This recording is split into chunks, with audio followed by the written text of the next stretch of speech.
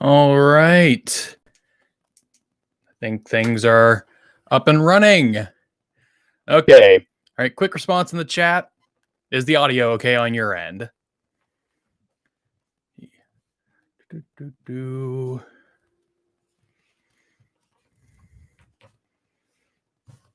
right. A few more people joining in. All right. If the audio is good on your end, let me know in the chat.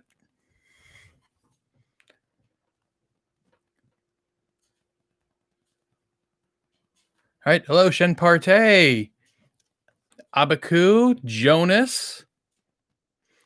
All right. Good. It's sounding like the audio is good on your guys' end. Fantastic. All right. So, okay. So, obviously, this live stream is about, soliloquy. Hello there.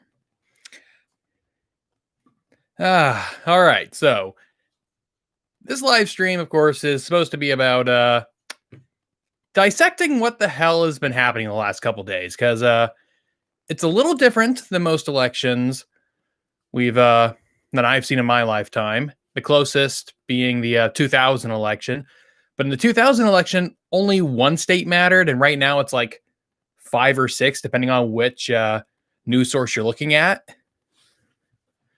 So, yeah. Okay, so as it currently stands, most of the news sources I'm looking at here show that there are 6 states that are still up in the air.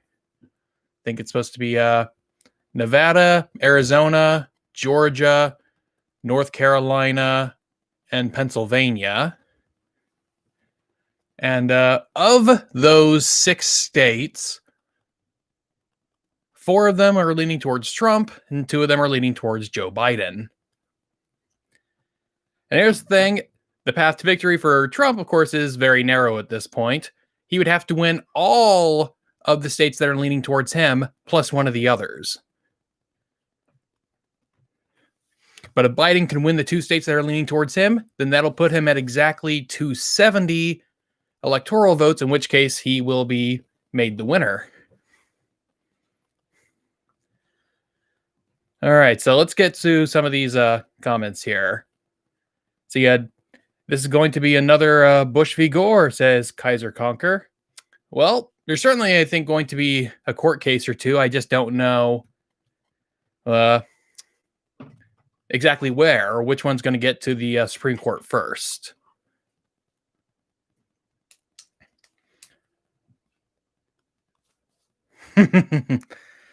Let's see. Steven asks, what do you think Trump's legacy will be if he loses? Well, I wrote an article about that on my website, casualhistorian.com, a little while ago. And on there, I had 4 main scenarios that I foresaw if Trump lost.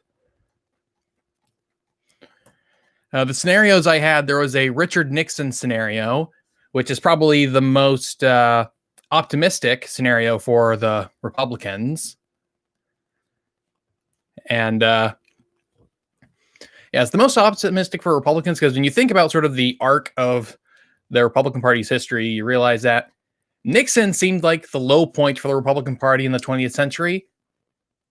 You know, he resigns in 74, and then the Republicans lose the White House in 76.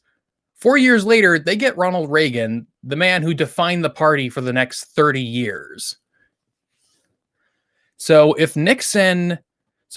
Trump ends up is in a Richard Nixon-ish scenario, then that actually looks very good for him, or at least it looks very good for the Republican Party. If this ends up being a Nixon-type scenario where, you know, the Republicans put Trumpishness behind them, and then in 2024 they bring up the new Reagan or something.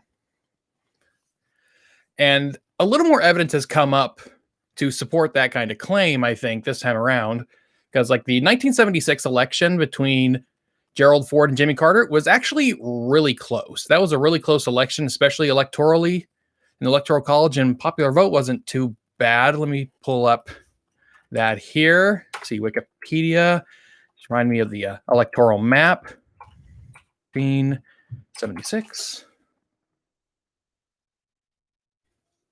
So yeah, like, in fact, 1976 is eerily, like, the 1976 election is eerily close to the one we're seeing right now. Jimmy Carter had, 50.1% of the popular vote, with Gerald Ford having 48% of the popular vote, and it being 297 electoral votes to 240. So right now, what happened this week actually looks surprisingly similar to 1976.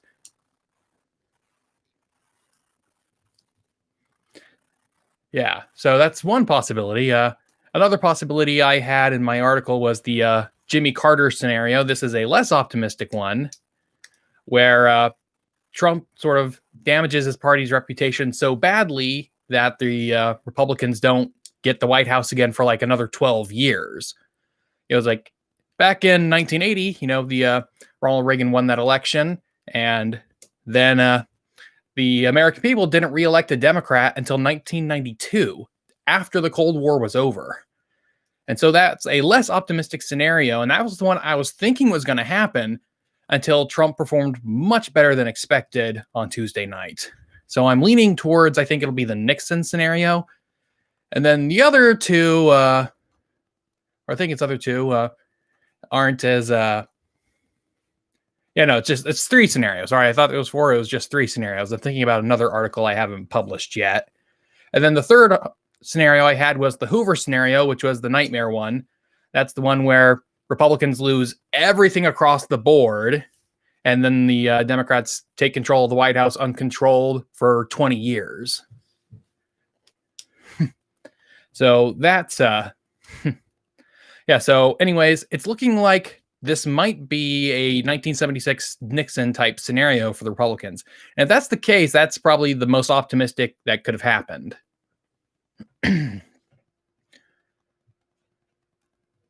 All right. Let's see. Garfield Al-Gahiri. I don't know if I'm getting that name right. As a political scientist, these past few days feel like Groundhog's Day. Yeah, they have, because the percentage points haven't changed too much, and it just feels like the same thing over and over again. Let's see. Enrissus TF. Lol, didn't have my glasses. Thought that was Atun Shea. My bad, Parche. Okay, the Shen Partey. What are your thoughts? Fleeka's tweet about the dead votes. I have no idea about that particular scenario. Fleeka's tweet? No idea. I've been trying to avoid Twitter, or at least when it comes to election stuff. I mostly just complain about different stuff I'm having to uncover with my Holodomor video that I'm working on. So that's mostly what I've been using Twitter to vent my frustration.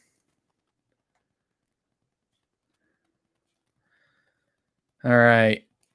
Tim Olson, which state was the biggest surprise to you? Nothing's really been too big of a surprise. Yeah, nothing's really been too surprising. Arizona, like, I guess Arizona, but that's not too big of a surprise. For me, the biggest surprise involving a state is the fact that, like, Georgia is somehow in play. That is the biggest surprise.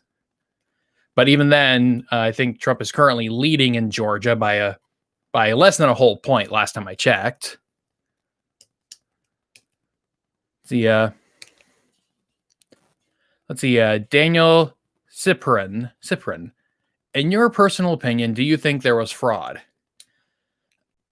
My views on, like, voter fraud and stuff related to that have changed over the last 5 or so years. I used to be far more concerned about it, but as I've read more and just learned more stuff, you realize that pulling off a large enough voter fraud to actually swing an election is very hard to do. Like, it would require a very big conspiracy to pull it off, one that couldn't be covered up.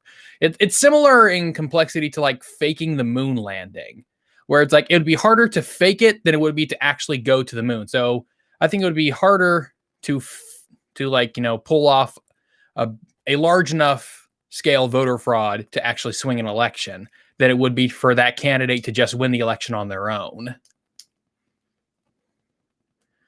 Jean-Baptiste, should suffrage be extended to dead people.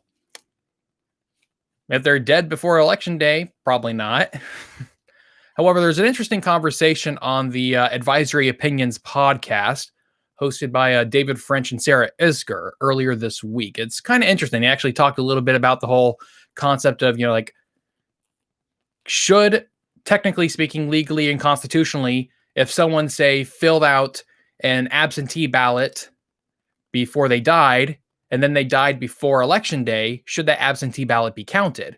It's a very interesting discussion on that podcast, and I would suggest listening to it if you're into podcast and political commentary of that sort. Okay. Abaku asks, do you think this signals a change for the rest of the world to follow, especially concerning the growing alt-right movement in France, Bulgaria, Australia, and others?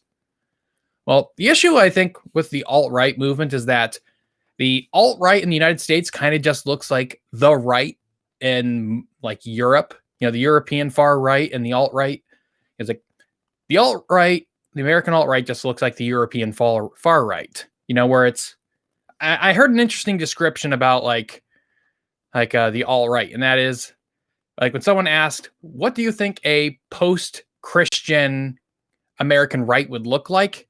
And the answer was, a post-Christian American right looks like the alt-right, basically. And that's not a very good thing, which is why I think there should be more concern with, preserving, tolerance towards religion. But that's just my take on it at the moment. See, Ebizuku Trio, 40,000 votes that were libertarian accidentally went to Biden. That's a district's worth of votes. Don't know much about the individual story you're talking about, so I can't say much there. Unless that, I think, was it Maine, I think, that implemented a kind of it's not called tier voting. It's the one where runoff, like instant runoff voting kind of thing, or ranked voting. I think they implemented ranked voting. That's one circumstance in which that could have happened. Let's see. And Rissus TF, what if Trump pulls a Grover Cleveland? That is a dark horse scenario that is unfortunately kind of possible with Donald Trump, considering just how much of an egomaniac he is. It's like everything has to be about him. So, yeah, I am not writing off him running again in 2024, unfortunately. Let's see. Ethelred the Ready. Will this be available after? I'm watching SpaceX launch, but also want to watch this. The live stream will be up for about a week. Yeah, so let me talk about this. So I've started unlisting live streams after they were done, or at least a week after they're done, because I've talked to some sponsorship people at some different agencies that try to connect creators with sponsors for videos. And one of the things, of course, they recommended is that you should probably not have publicly listed videos that don't perform as well. And live streams, unfortunately, just do not perform as well. That's just a matter of fact. And so my policy since talking to them has been to, when I'm done with a live stream, I leave it up for a week and then I unlist it.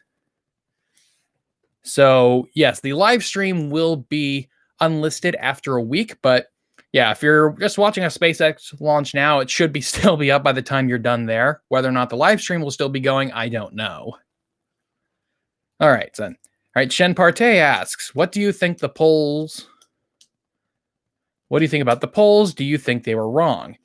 I definitely think the polls were wrong, but like since 2016, there have been these people who think the polls were wrong about everything, and turns out they really weren't. The polls were right about the general direction of the popular vote, but they just didn't pay enough attention to the individual state races.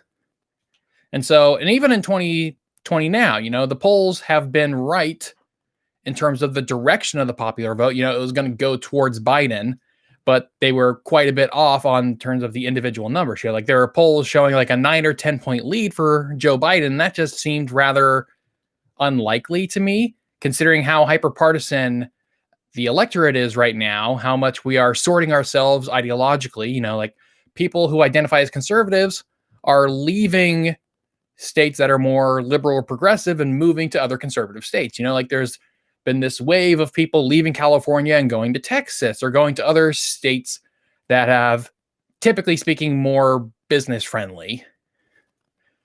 And so, yeah, I think the polls are going to have to definitely examine how they take it. Like why it's like, if there's an issue, it may have been because they weren't getting enough Trump voters to answer questions, in which case then they're going to have to ask, okay, well, why aren't they answering? And if I had to guess why they might be having trouble getting, conservatives to answer these polls, I think it's in large part due to the media, like a mainstream left-wing media. I think it has a large part to do with that, because the popular culture, these popular media areas are very much, on the left, and they tend to belittle people who don't think like they do. And when you see that constant barrage coming over and over again, and the fact that, the pollsters have now been lumped in with the media, and that means if you're someone who's on the right and you don't trust the media, that means you probably also don't trust the pollsters. And so that is going to make you less likely to participate. All right, Andy. No, the race is close. The Republicans aren't hurt. They are this close even with COVID, rush to Supreme Court impeachment. Yeah, see, this is the thing, is that the Republicans aren't super hurt. It's just sort of a weird mix going on right now, which is why I described it as being like Richard Nixon in 1976. Despite Nixon, resigning in disgrace, the Republicans got really close to winning in 1976 with Gerald Ford. And then they got Reagan in 1980. So, it's looking more like that scenario than the other ones.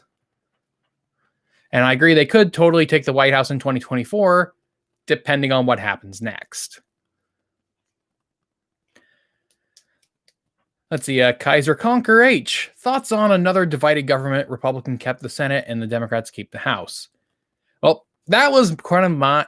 So this divided government of, the Republicans retaining control of the Senate and, Biden getting the White House, which is what it looks like is going to happen. That was my preferred scenario for the election anyways. I wasn't a big fan of Trump. I thought he was, just very bad for the reputation of the Republican Party. And so I was kind of glad that he's probably going to lose. It's still up in the air at the moment, but, the smart money is still on Biden to win. And I think, that was my preferred scenario, and I think secretly deep down, Biden actually wanted the Republicans to keep the Senate, because Biden is something of an institutionalist. He was in the Senate forever, and he had really good working relations as vice president with the leaders of the Senate, including Mitch McConnell.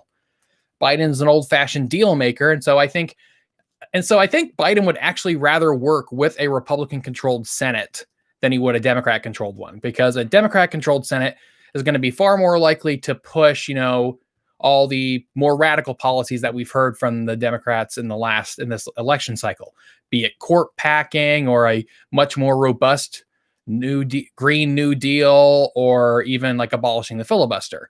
I don't think Biden wants to do all of that stuff. I think he'd rather do much more sort of moderate versions of any of those and just not do court packing at all. So, yeah. So I think Mitch McConnell and Joe Biden would actually make a pretty friendly partnership, like friendlier than Mitch McConnell would have been with like Barack Obama, and probably a lot more patient than with Trump. So yeah, that's sort of my thoughts on the matter. Let's see. Oh, wow, a lot more comments than usual. Fantastic. All right. And versus TF, I think the biggest surprise is Trump getting 46% of the vote in Miami-Dade. Apparently, they accounted for 75% of the gain in votes compared to 2016. Yeah, there's lots of interesting things on the board, like the fact that he's doing a lot better with Latinos than anyone thought he would. Yep, Trump, Jonah Epstein, Trump is up in Georgia by like only 0.2%. It's like, yeah, like I said, that's very narrow. And that's the biggest surprise for me is that Georgia is in play. That's the biggest thing. Okay. The Shin Partey, are we going to see more drone usage and possibly more wars under the Biden-Harris administration? I think drone usage will continue as it was under the Trump administration. You know, like we saw drone usage first begin under George W. Bush.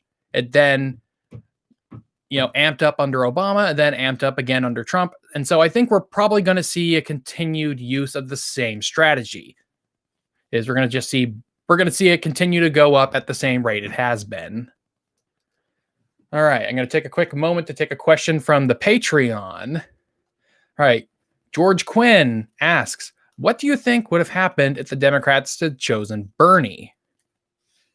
Well, if the Democrats had chosen Bernie, I think that would have played into Donald Trump's strategy even better, because you listen to the Trump administration over this election, and you realize that what the Trump administration's plan for the election was to run on how good the economy was doing, and point out saying like, hey, it's like, hey, look, the economy's doing great, and this Jewish socialist wants to ruin it.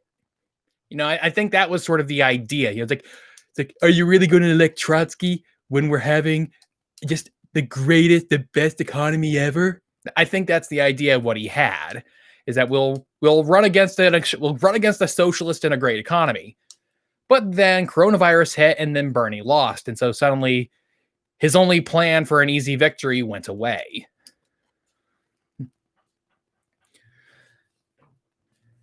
Let's see, Daniel Serpin, even if with the main tier voting system, libertarian voters' second choice will be Dems. That's referring to the question earlier about like libertarian votes possibly going to Joe Biden in a ranked voting system. I would say yeah, because there were a lot of people who are libertarian leaning who didn't like Joe Biden, and they really didn't like Trump, but they couldn't get themselves to vote for Biden, and so they voted for Harris. Or not voted for Harris, they voted for Joe Jorgensen. And if it's a ranked voting system, then they may have picked Biden second. You know, but once again, I don't know much more about what's going on with that whole bag of whatever we're calling it. See, anonymous person, do you think voter suppression tactics played a significant part in this election? Not in the way people think about it. Like when people think of voter suppression, they tend to think, oh, we're putting in sort of structural limitations on who can vote.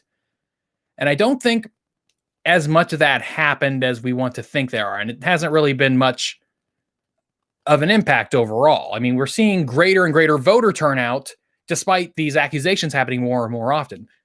Basically, I find that voter suppression is to the left what voter fraud is to the right. You know, there's this idea that, oh, we suspect a bunch of it is happening and we think there's a bunch of it, but it's actually not having really any effect at all. Fact of the matter is, people who want to vote will find a way to go and vote no matter what. That's the bottom line of it. And so I don't think voter suppression is really happening much. Now, there is another kind of voter suppression that people can talk about, but they try to equate it with the structural kind, and that would be sort of, an attitudinal one, where it's like you make the situation seem so hopeless that people choose not to go and vote. I don't think of that as voter suppression myself, but there are people who do, and I think they're wrong, but it's a point that you can argue. Diggs, do you think Biden will help lower or contribute to increasing political polarization? He's going to want to do that, but I think Biden might actually have kind of a problem himself in that if Biden ends up being kind of like LBJ in that, he could be really disliked by his own party. That's sort of, in my head, an LBJ scenario for a Biden presidency is he gets really unpopular with his own party because he is not progressive enough for his own party. Biden throughout his career has been very much a triangulator, similar to Bill Clinton. He triangulates within the Democratic Party. It's like He wants to be in the middle of where they are, so that way he can get as many Democrats on board with him as possible. But with the Democratic Party going more and more to the left, I don't know if he will be able to keep up with that momentum. All right. Stalking horse. What do you think will happen? Lawsuit, Supreme Court decision by House of Representatives? I don't think it'll be a decision by the House of Representatives. I think what's probably going to happen is, Arizona and Nevada will go for Biden, and that'll give him the 270 he needs to win. There will be lawsuits, but I still think it'll end up being the same result, similar to the Florida recounts in 2000. Bush was winning the recounts before the thing went to court, and so when the decision came to end the recounts, he was already ahead at the time. So I think that's what's going to end up happening. Biden is already ahead in enough of the states that when the recounts are stopped, he'll end up winning, most likely. Let's see. All right. Shen Partey, I'm not sure if I asked this. What do you think of the Hunter Biden email stuff and the Tony Babulinski confirming it? Here's the thing about the Hunter Biden stuff. Like, whether or not it's true, when you look at the dating of the emails, you realize that like the stuff connecting him to the Ukraine stuff happened after Biden was out of the White House. It was like that was in 2017. He was out of office by then. And so basically what he did, even if he was involved in that stuff at the time, he was out of office. It wasn't illegal, and there's not enough evidence directly connecting him to it anyways. And so with the emails, presuming they're true, I definitely never want to vote for Hunter Biden for president. He's definitely not getting my vote ever. But Joe Biden, there's just kind of not enough. There's not enough connecting him to anything that corrupt while he was in office. It might look shady once he's out of office, running on his former reputation, but by the time he's out of office, he has no power anyways. So my feeling on it is I want a full investigation of it. I don't know if it's enough. I just would prefer to know one way or the other what the hell is going on. All right, Chain History, or Histoyer. Chain, do you think there is any chance that if the votes are delegitimized by one party or the other, states will vote without taking account of the popular vote according to the state majority? I don't think so. For one, there isn't much precedent for votes being thrown out. That's not usually what happens. What usually happens is that if there are votes that are in question about their legitimacy, those votes are sort of held off to the side. They're segregated, they are sequestered or segregated from the rest of the votes until everything else is counted. And if everything else that gets counted and it's too close to call, then they bring in those new votes. The other possibility is that they end up redoing the election, which is something that most governments want to avoid because holding an election is expensive. And so, yeah, the likelihood of votes being thrown out is not likely, at least not being thrown out intentionally.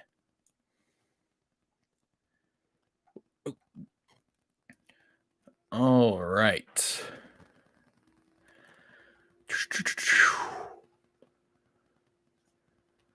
Let's see. Stalking horse, who do you like in 2024? I don't know. We're going to have to see how things shake out after this election, see who's still standing and who can rehabilitate themselves after the Trump era.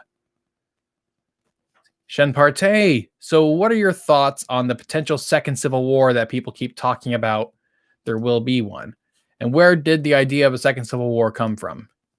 That's the second civil war. It depends on what kind of second civil war you're thinking about. Like if you're thinking about like the Boogaloo, that's just kind of a libertarian right-wing kind of meme stuff.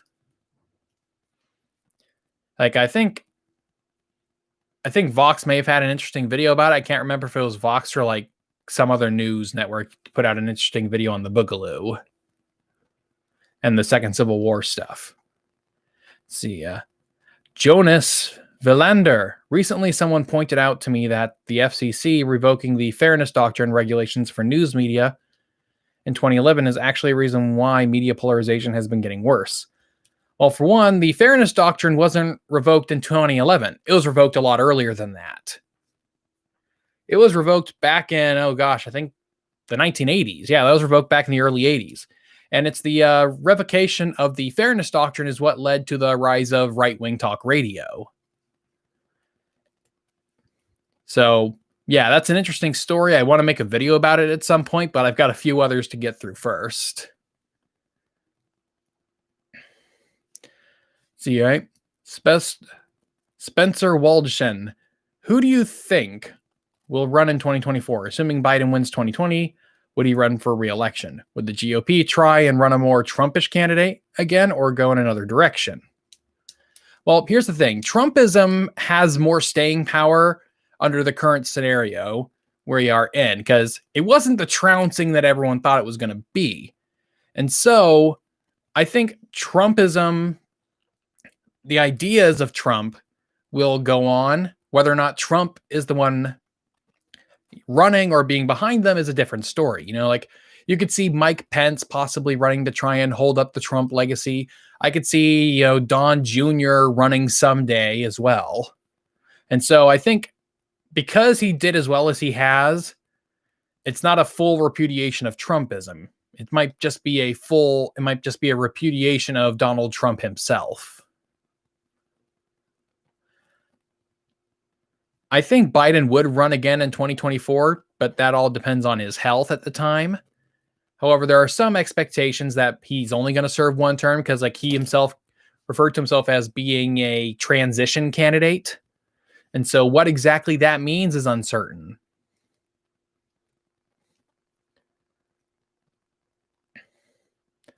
All right. Tyler Phillips, who will win in 2024, Ted Cruz or Mitt Romney? I don't know. I can see both of them throwing their hats into the ring for the Republican nomination in 2024. But I could also see Donald Trump doing that, presuming he loses the election this week. Let's see. Ooh. What is going to happen to the people on Twitter who profited of Trump, like Mr. Krasenstein, Brooklyn Dad, Defiant, and others?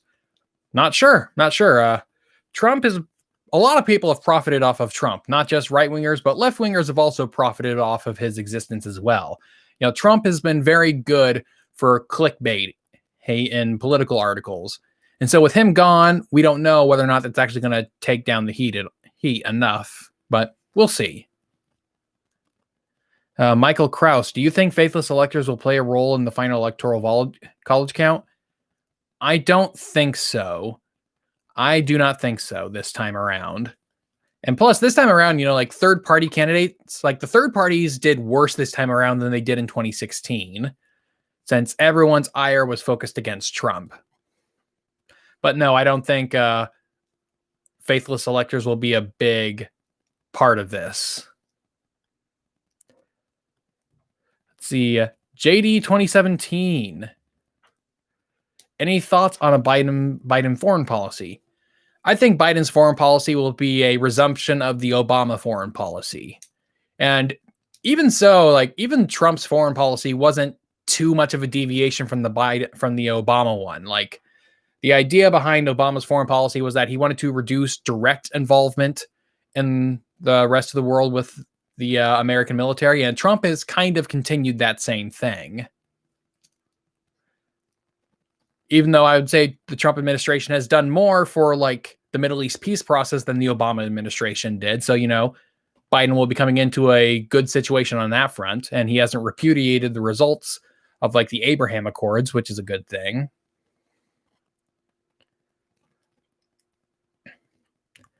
See, Sour Castle, what do you think is going to happen to the GOP? Will there be a double down, or will they back away from Trump, or a split?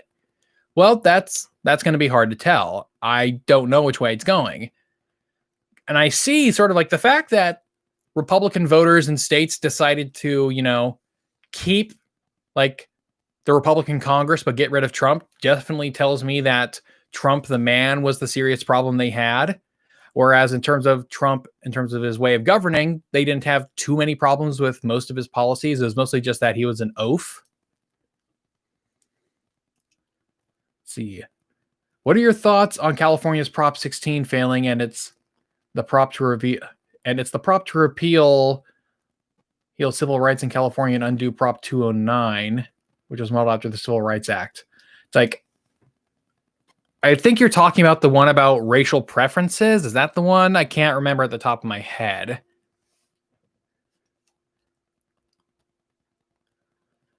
Oh man, there's a lot of comments here. Fantastic.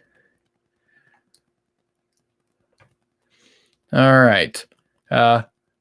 Marcella Smith, as an evangelical, what do you think of Mr. Trump's non-denominational Christianity and of Mr. Biden's Catholicism? Also, do you think either of them suspect Jesus is more mythical than historical? For Donald Trump, I think Donald Trump is nominally Christian, as in he calls himself one, but I don't know if he has any strong feelings towards it one way or another. It's like he started calling himself a Christian because, he ran with the Republican Party and got a lot of support from evangelicals. And I should also note that I am not an evangelical myself. I'm a Lutheran, a Missouri Synod Lutheran. We don't typically consider ourselves to be evangelicals. I mean, the Pew Center thinks we are, but we don't really identify as evangelicals. And as for Joe Biden's Catholicism, I have read in more than one account that basically Biden's life as a politician has kind of violated a lot of Catholic Church teachings, like the fact that he has been very friendly on things like abortion and more recently on like same-sex marriage, which are things that the Catholic Church has not been too kind or friendly towards themselves. Heard a number of them say that, if the Catholic Church was, bold enough, they would actually be within the rights by their own rules to excommunicate Joe Biden, or at the very least, like deny him like the sacraments when he comes into a Catholic church. So that's a thing. For that, Ryan Penney, what do you think happens to the polling industry now and those few pollsters who actually called it closer, Trafalgar, etc.? So the polling industry is going to have to do some real like inner, for lack of better words, like soul searching. They're going to have to do sort of the economic version of soul searching. Had to find out why were they so off, even though they were right about the general direction. They overestimated like Biden and the Democrats, and they underestimated Trump. And I think one reason for that is a part of some of the things I talked about earlier.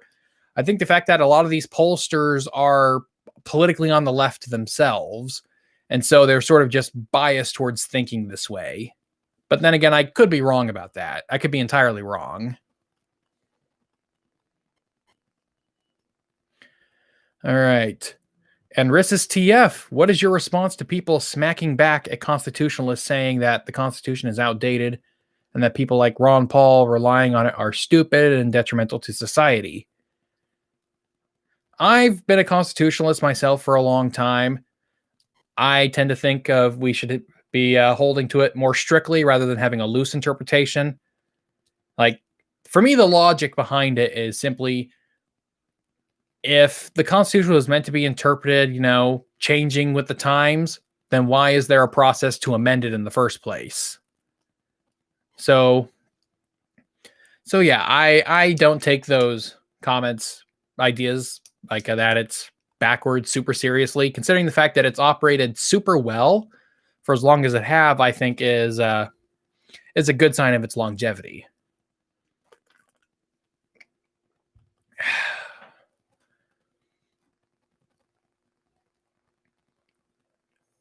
Okay, let's take another question from the Patreon. Another question from George Quinn.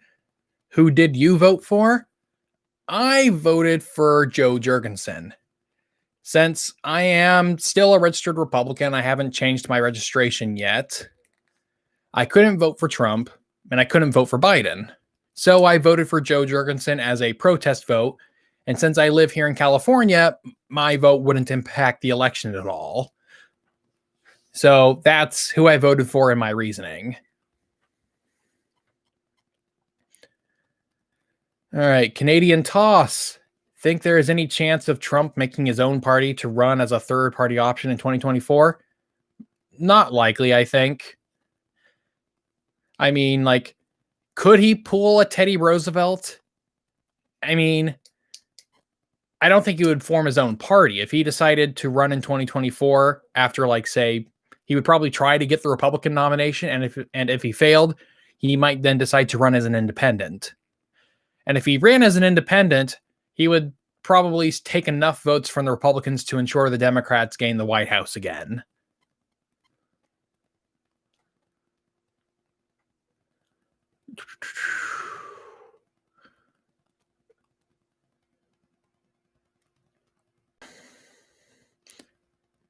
See, Mike McSimic, why did they stop the count? Then magically Biden ahead in those swing states.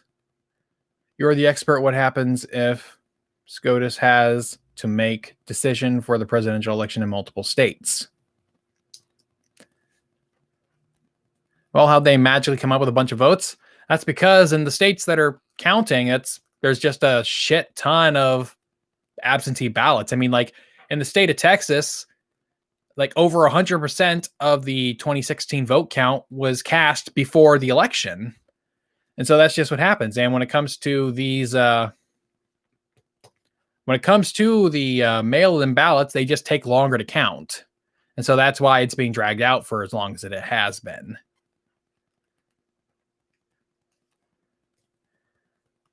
So yes, Spencer Waldson, thanks for answering my question. Another one. How do you see U.S.-China relations going in the future? I think the United States is going to be tougher on China, and it was going to be tougher on China no matter who won. It's like the coronavirus has definitely changed people's thoughts on it, considering the fact that China actively deceived the world about the seriousness of it, or the fact that it was happening for the first 3 weeks to a month. And so so China has some answering to do, and we're definitely going to need to have a serious investigation of the WHO and how much it is dependent upon Chinese resources and data. All right, Shen Partey, will Biden make those peace deals rocky or pull away from them? If you're talking about the Middle East peace deals, I don't think he will try to make them rockier. I mean, he's already sort of, said that the peace deals between Israel and the numerous Arab states have been good. And I personally hope that he will continue whatever policy the Trump administration had behind the scenes and getting more of the Arab states to normalize relations with Israel. I think that's the biggest step towards resolving first the Arab-Israeli conflict and then finally the Israeli-Palestinian conflict. All right. Russell Davis, if the Dems get the trifecta, what efforts do you see them doing to clean house by getting rid of bugs in our government? Well, at this point, I don't see them getting the trifecta. It's looking more and more like the Republicans will manage to retain the Senate. So if they did get the trifecta, what we would probably see is them pushing through a bunch of policies that they've been talking about for the last year, or at least try to, and then Biden being forced to either go along with it or try to stop their, more radical impulses, be it like packing the court or something. Okay, Sean Doyle. What's the likelihood of Biden-Harris doing anything substantial to placate the progressives, formerly for Bernie, but swayed by him to vote for Biden? I think there'll be, they'll have probably a more robust coronavirus relief package will be one of the things they'll do. And they'll definitely, I think, try to push for more environmental regulations and maybe some kind of Green New Deal. What form that would take is uncertain at the moment. Without a large enough presence in the Senate, they can't be as extreme as they had talked about in the election, or at least as was talked about by certain Democratic candidates during the primaries.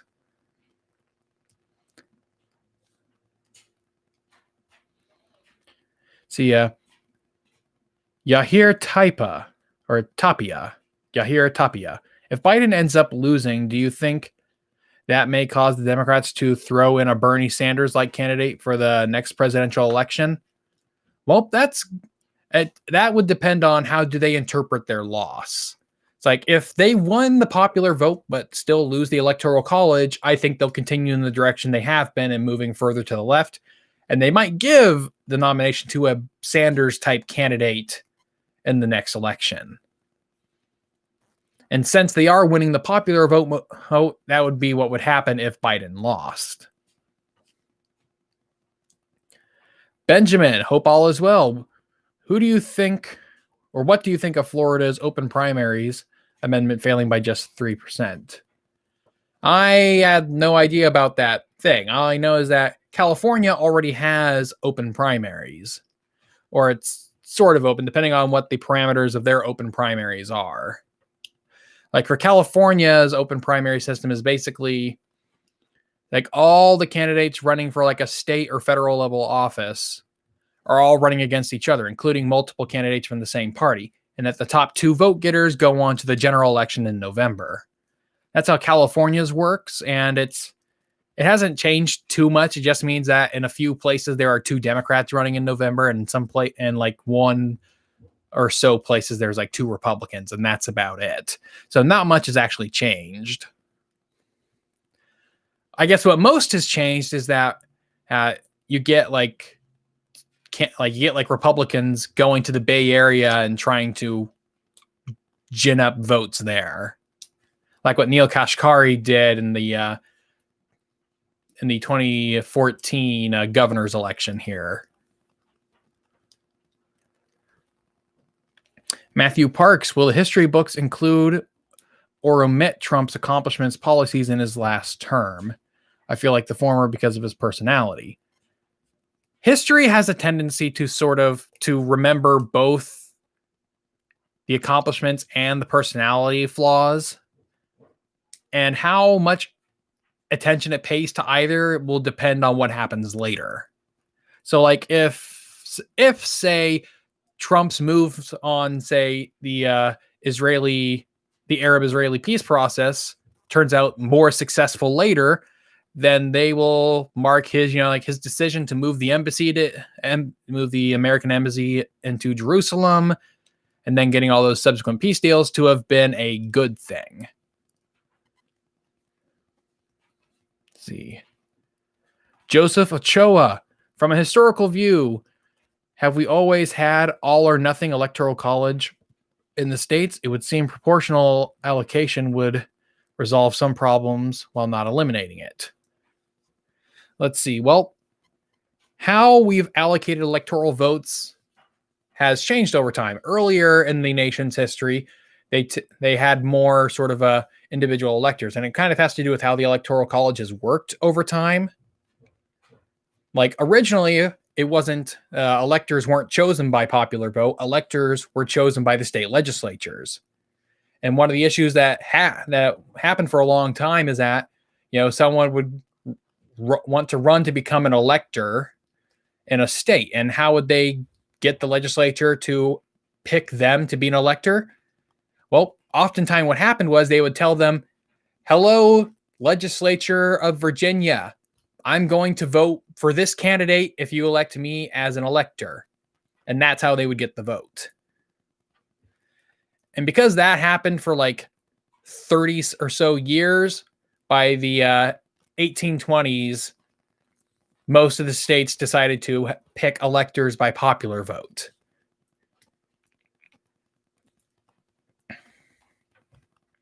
Okay.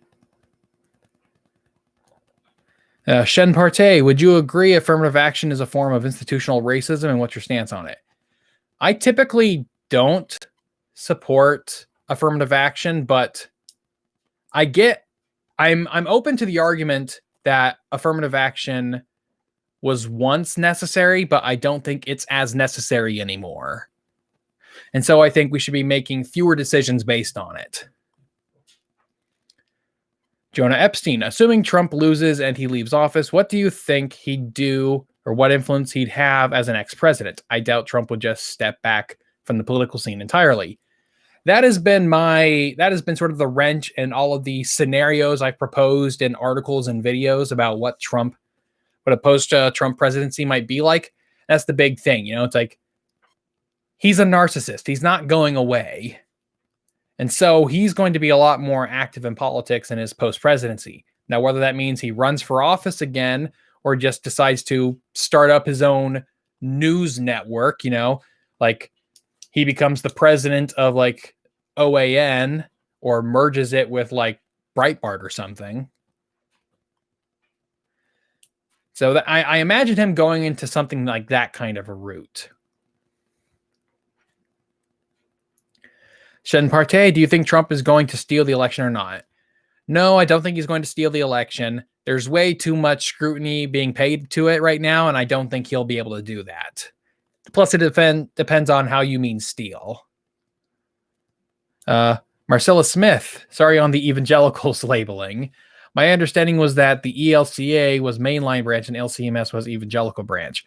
ELCA is mainline, and LCMS, like I said, LCMS is labeled as evangelical by like Pew Research Center and most sort of like academic institutions.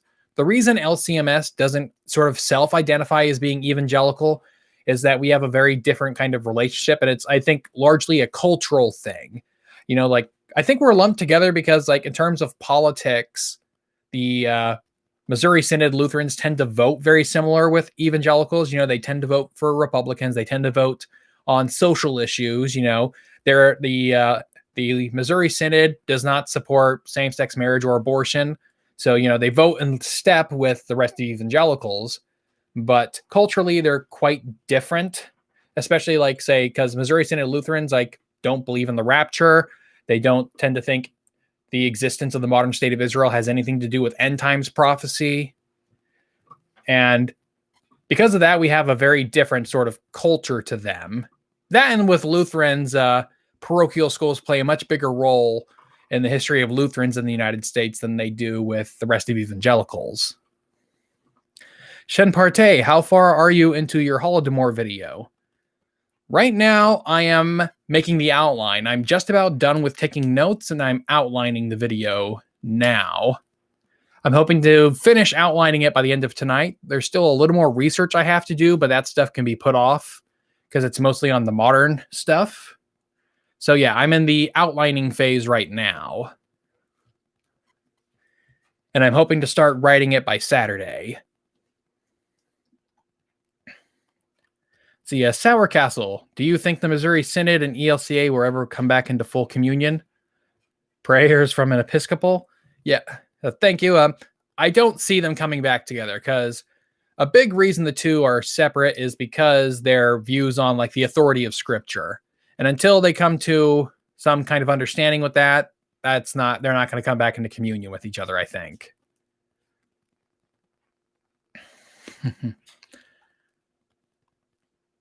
Marcella Smith, I am also a registered Republican who voted Libertarian. Yep, that's me. That's been me for a while now. I've been voting Libertarian for president since 2008. That was the first election I was old enough to vote in. I actually didn't vote for the Libertarian that time around, mostly just because, I don't know, Bob Barr just wasn't exciting. He's not like a Ron Paul 2012. Ashoka Tano, 1986. Do you think Biden will continue Trump's policy towards China? I don't think he'll continue the trade wars. I think he will be tougher on China than the Obama administration was. But that's more due to just where the political attitudes right now are just going towards. There's greater emphasis on China's human rights abuses, in Hong Kong and in Xinjiang with the Uyghurs. So, yeah, I think he's going to be paying more attention to stuff like that. So, Yahir Tapia, what would it take for the California Republicans to gain some ground in California? I don't think there's much of a way they can. Like I was active in California politics back in the early 2010s, and I can tell you, as being active with the local party and whatnot, do you know what the Republican Party of California's goals were in the early Obama years? keep the Democrats from having a supermajority. That was it. They weren't trying to. There was never any realistic idea of we'll take the governorship, we'll take any of these statewide offices, or take the legislature. It was always just, let's make it slightly harder for the Democrats to do whatever they want. And that's sort of a big thing about California. California is this weird place where it's super left wing on like cultural issues, but it's actually pretty moderate on economics. Because like whenever radical things come up for like a popular vote, like, oh, we want to raise tax, we want to jack up taxes on property, basically get rid of Prop 13. And every time some kind of piece of legislation or proposition comes up where the people of California get to vote on whether or not to basically remove Prop 13, we always vote no. Or in this last election, of course, we said yes to Prop 22, which allows, app-based workers to continue being labeled as contractors rather than full employees. And we also voted against more rent control. So we have a tendency to do that. The thing is that California is so far to the left on social policies that they will not vote for a Republican, even if they agree more with the Republicans on economics.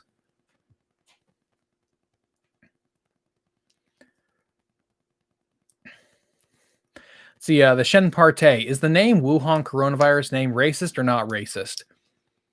I don't think it's racist, at least not inherently racist, but I don't like using the name Wuhan coronavirus, mostly because it's just a mouthful. I think what we're experiencing right now will just be called the coronavirus pandemic in the future, rather than the Wuhan coronavirus, which is just too wordy.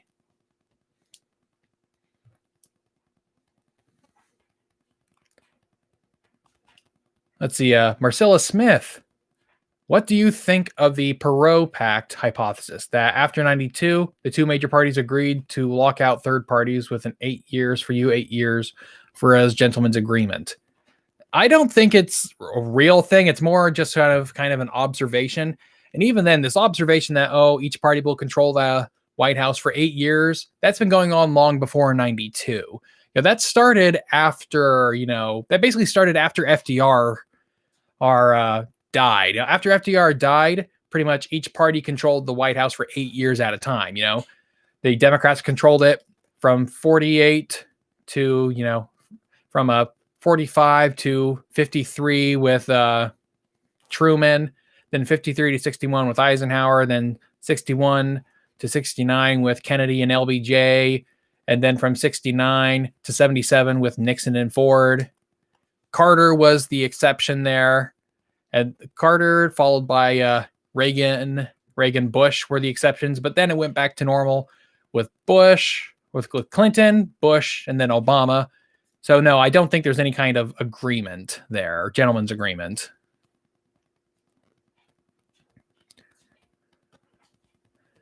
Let's see. Kaiser Conquer H. Should there be a new Speaker of the House? Nancy Pelosi is a little different. Normally, like historically speaking, speakers of the House typically serve until their party loses control of Congress, in which case then they step down from the leadership position. Nancy Pelosi is kind of different in that she's been very good at maintaining a majority support within her own party. So as much as I would like to see a different Speaker of the House, I think Pelosi is here to stay until the Democrats lose control of the House. Alexander Thomas, which countries have had right-wing leaders since Trump? I know some Latin American countries have voted in right-wing governments since then. Japan still has a right-wing government, though their right-wing government was in power before Trump came in. See, the German government had a center-right government with Angela Merkel, though I think they were allied with the Green Party there. So, like I said, center-right with a green mix-in. See how like getting wheatgrass mixed in with whatever you get at Jamba Juice or something. Tastes terrible, but it's supposedly healthy.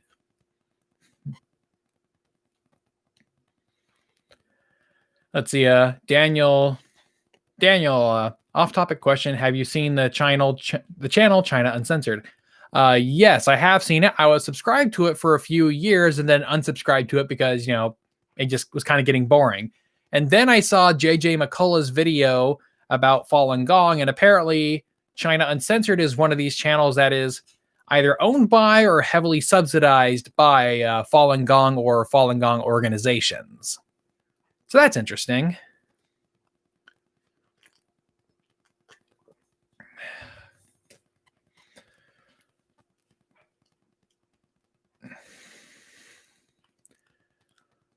All right.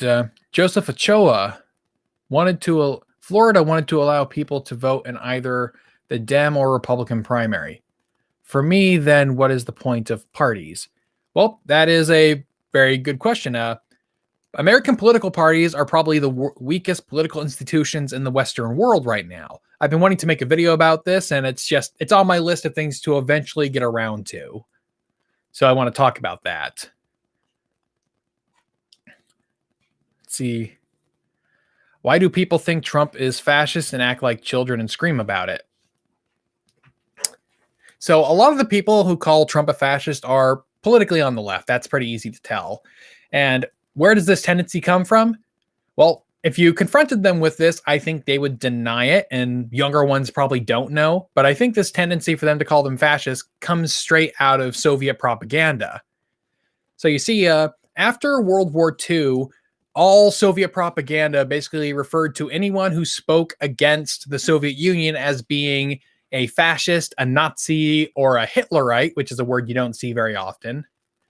But yeah, that is a Soviet propaganda and a tactic, and much of the modern left has embraced it. Many of them probably don't know where that idea comes from. They just know that calling someone a fascist means that they don't have to debate with the actual point someone is saying. Now, that doesn't mean I don't think Trump is a bad president. I think Trump is a bad president and he has some authoritarian tendencies, but I don't think he's a fascist or a Nazi or a Hitlerite or whatever word that they're going to use for bad or evil. I just think he's incompetent. And if he is racist, then it's more of like a New York cab driver kind of racist, like a 70s New York cab driver racist, where it's more about like stereotypes he's seen in movies than a belief in the genetic superiority of his race over others. Let's see. Shen Partey, would you do a video on left-wing racism? I'm not against it, but I just don't know how exactly I would go about it right now. Sean Doyle, great stream. Have to get back to work, but enjoyed watching. Well, thank you, Sean Doyle. Hope you get a lot done on your work. Spencer Waldschen, on a less political note, I see that Switch back there. Have you been playing any games lately? I have not been playing my Switch lately. I haven't been playing video games much lately at all. Between all the different stuff, I haven't. The Switch mostly functions as like a Smash Bros. Machine, and even then, I haven't even unlocked all the base characters in the game. That's how little I play it. So yeah, other than that, I got Breath of the Wild on there, and I think I have that first fighting game from like My Hero Academia on there, but I don't play much. I played a lot more Minecraft, but over the last couple weeks, I haven't touched my Minecraft at all. I've just been focused a lot on getting the Holodomor video made. Shen Partey, what do you think of Kathy Griffin's photo of Trump because she reposted, and your thoughts on it? If it's the Kathy Griffin photo of holding a beheaded Trump, it's Kathy Griffin. Who gives a shit? No one who is persuadable is going to change their mind because Kathy Griffin shows a beheaded head of Trump. She's just showing how crazy she herself is. It reveals more about her than others, basically. See, Ashoka Tano, 1986. Non-election related question here. Why do Bernie supporters claim European countries are socialist when we're social democracies? Well, part of this, I think, is like part of it, I think, is actually the fault of the right, because the right for a long time, basically the political right in the United States doesn't like welfare states. They don't like big government redistributive economic policies. So, and for a long time, they've had a tendency of labeling any kind of redistributive policies as being socialist. And I would argue that it's right in a sense, in that redistributive policies are socialistic, but a country that has those policies aren't necessarily socialist. It's like all properly socialist countries have those policies, but not all countries with those policies are socialist. But I think it's just more, part of it at least has to do with the rights wanting to not venture down that road, because like once upon a time, referring to something as being socialist or communist was a good enough means to shut down our argument. It's similar effect. The right's usage of socialist and communist basically it used to have a similar effect that the left's usage of fascist and Nazi has today. It was a way of shutting down a conversation. However, calling someone a socialist or a communist nowadays doesn't stop the conversation anymore. And so that's at least a part of it. And I think the other reason, of course, I think is that they're trying to get people to go along with it. It's like, oh, we're not going to be socialists like Russia or China. We're going to be socialists like Denmark. Denmark's happy. That's the idea I think they're going with. It's partly due to the right trying to label everything they don't like as being socialist, and part of the left trying to get people to go along with their ideas, saying, "Oh, socialism is not all bad. Look at Scandinavia." All right. All right, let's take another question from the Patreon. All right, looks like George is getting all his questions in here. All right, looks like his last question here. Is your congressional seat a Democrat?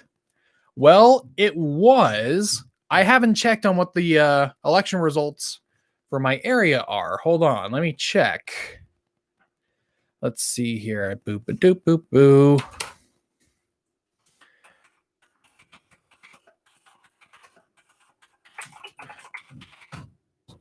All right, the election results in my county.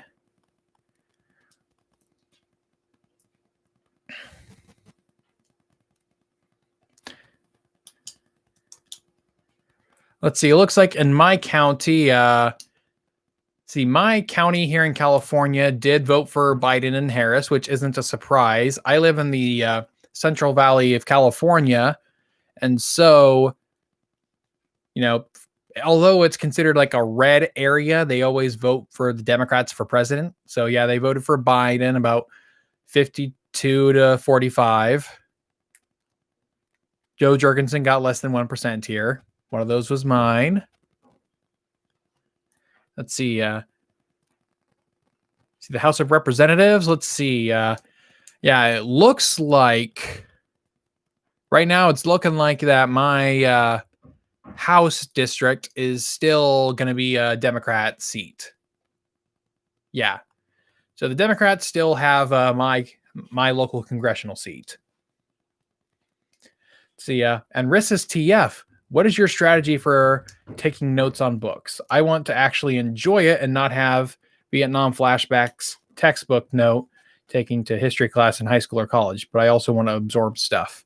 This is something I'm constantly dealing with myself, because like the thing is, depending on what I'm writing depending on like what kind of thing am I writing for or what I'm writing, I take notes differently. Like, let's see. I got one around here somewhere. Oh yeah. So if I am taking notes on like a physical book, then I like taking notes on physical paper. If I am taking notes on a digital book, I'll take notes. Like I'll open a Google Doc next to me, because I'm in front of my computer right now, and I have two different monitors. On one monitor, I would have the book open on like Internet Archive or whatever I'm reading it from, and on the other I'll have a Google Doc open. And so lately my tendency has been to I read and take notes at the same time. I'll read a paragraph or maybe a whole page, or basically I'll read until something catches my attention and then write that down.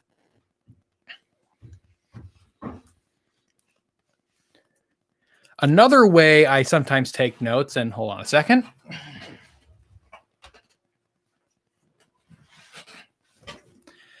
If I'm taking notes for, like, say, writing a podcast, like my History of the Modern Middle East podcast, I'll usually take notes with the little tags inside the book.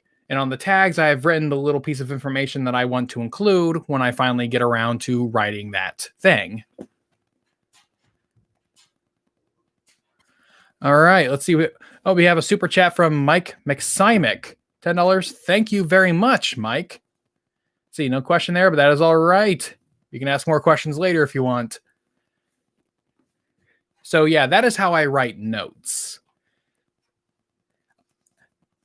And it all, like I said, it varies depending on what I'm doing, and I'm constantly evolving the way I take notes and read. I've asked questions about that on Twitter a few times, so yeah. Connor Shelton, random question. Who do you think was a better president, Bill Clinton or George W. Bush? I'm not a big fan of either. I've grown, like, there was a time during, especially the Obama years, especially when I was a lot more hardcore libertarian than I am now, where I was definitely definitely critical of the Bush administration. But since then, the last few years, I've grown a little softer in my view on it. So, tough call there. I would probably give the edge to George Bush, at least in terms of, like, George Bush as a person. I think is probably George Bush as a person is better George Bush as a person is better than Bill Clinton as a person is. Let's see.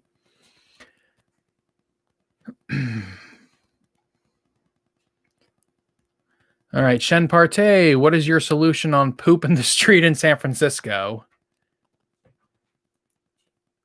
Yeah, you either need to open up more bathrooms or, stop implementing policies that encourage homeless people to come to your city.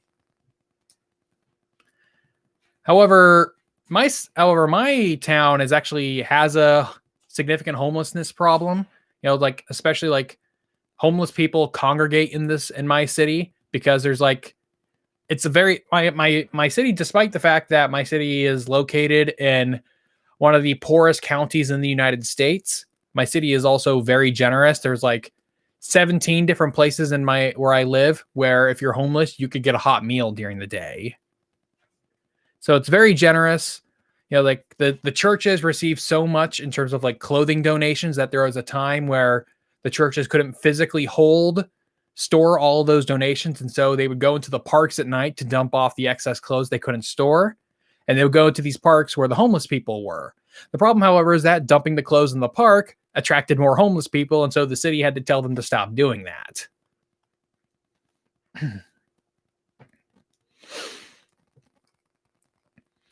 All right. Jonah Epstein. Oh, I know you're talking to Ashoka. All right. Marcella Smith. Will the DNC ever stop blaming Bernie Bros and Green Party long enough to reconcile with rural America? Or is there a medical reason for their heads cannot be removed from their rectums? As much as the Mimi part of me likes that idea, likes the thought there, I think there's a big part of it right now is that we're seeing a shift in the demographics of the two parties. Because for a long time, the Democrats was the working man's party, and while it was the party of the working class, while the Republicans were the party of the middle and upper class. But we're seeing a shift in that right now. We're seeing a lot more, college educated whites are going more and more towards the Democratic Party.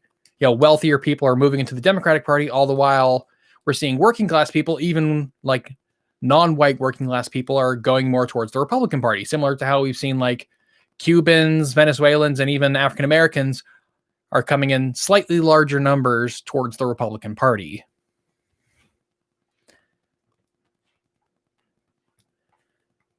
So yeah, that's a thing. So as much as I like the as funny as the visual is, I think it's just more to do with sort of there's a realigning of demographics at the moment. And the rural areas just tend to be poorer, and poorer people are coming towards the Republican Party. What solutions can the Republican Party offer them that lets them get out of there, or how they'll respond to that demographic is a question that they need to answer. Are they going to answer sort of the working class Americans' concerns with, okay, let's put in place policies that'll help that'll raise you up to higher economic classes, or are you going to cater to their needs in some way?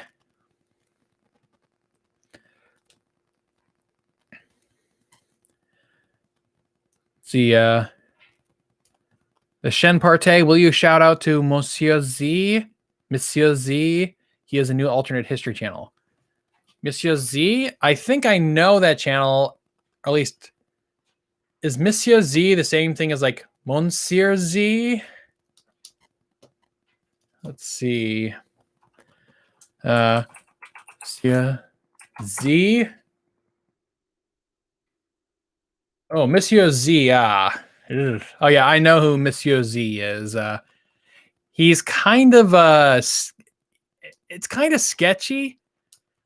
I'm of course in communication with a lot of people in the educational community, and there's a lot of sketchiness about him in terms of like he's super obsessed with like fascism and ethno states, and so it's kind of iffy. I don't see a smoking gun that reveals him to become some kind of alt-right racist type, but there's a lot of smoke. And for what is the Falun Gong? Falun Gong is a cult that came out of China that's now headquartered somewhere, I think in like New York or Pennsylvania. Yeah, it's a cult. Like JJ McCullough has a very interesting video about that. You can look up on his channel. It's a very good one from earlier this year. And it turns out there's like a number of YouTube channels that are sponsored by Falun Gong. Like even like OAN is sponsored by, like OAN and the Epic Times are Falun Gong outlets.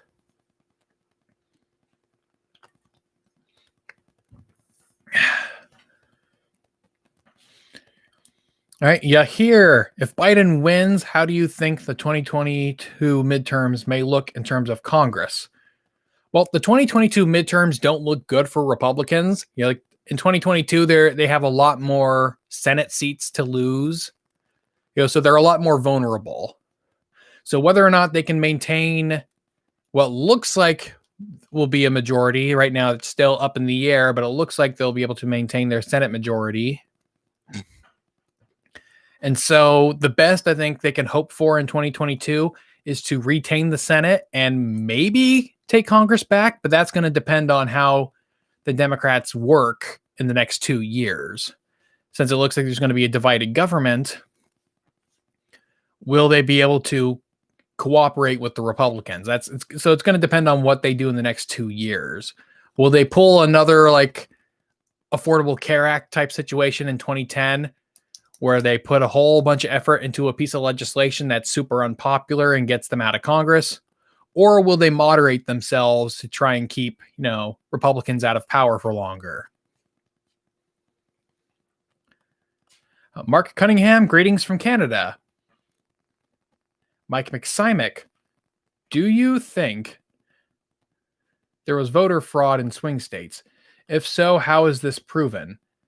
Also, how does recounts work state to state? Well, here's the thing. I don't think there is voter fraud, or at least I do not think there's enough voter fraud to swing an election one way or another. And that's the thing. It's really hard to do because, if you're going to try to steal an election through some kind of voter fraud, it's really hard to do. It involves stealing a lot of mail or sneaking into the facility and then stealing a bunch of boxes full of ballots. And once again, to do that on a large enough scale to affect a major election is really hard. You could see it work at a most local level, but even then, it becomes less value. The easier it is to pull off, the less valuable it is to do, and vice versa. It's like the more valuable it is to do it, the way more expensive it is to do. And if it's way more expensive, it's way easier to catch. And how recounts work varies from state to state. Some states have automatic recounts if the two candidates are within a certain voter percentage of each other. And other places, it has to be, actively asked for by one of the candidates or their legal team.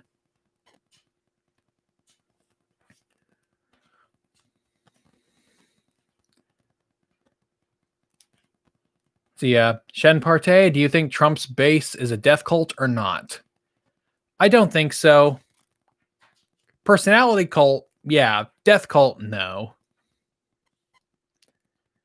Ashoka Tano, Boris Johnson is a more Trump-esque candidate that we elected here in the UK last year. Yeah, Boris Johnson is kind of like Trump, but with more class. Or at least from an American perspective, he has more. He's classier from an American perspective because, he's read a book.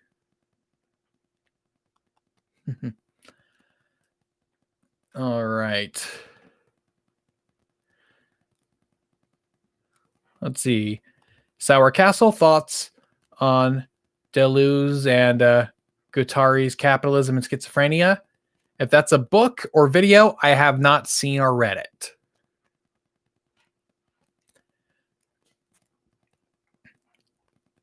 Spencer Waldschen, do you have a generally optimistic or pessimistic view on the future of the U.S.? Also, thoughts on Stephen Smash. I'm long-term optimistic, short-term pessimistic. I generally have the thought of, it's probably going to get worse before it gets better. And it has to get worse before it gets better because we haven't learned our lesson yet.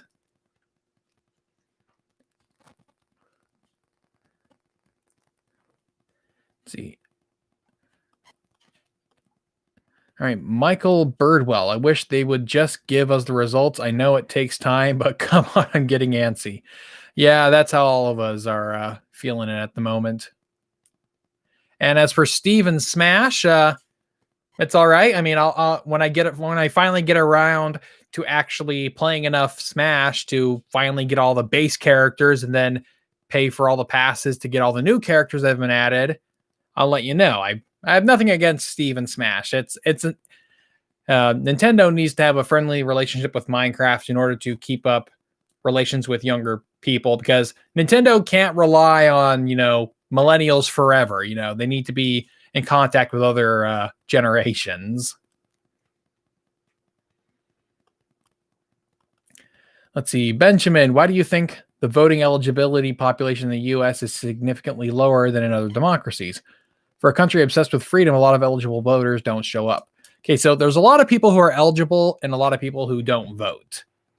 And that's just kind of the natural result of freedom. And there's also the sort of this tendency where in countries where people feel like things aren't going to change very quickly, there's less urgency to go out and vote. Like, one of the reasons this time around in this election there was such a high voter turnout is because people thought it was super important. But if people think that no matter what happens in the election, things aren't going to change much, there tends to be less urgency. And I think that's how a lot of people in America are. They don't see too much changing from administration to administration, at least not enough to get super upset and worried about.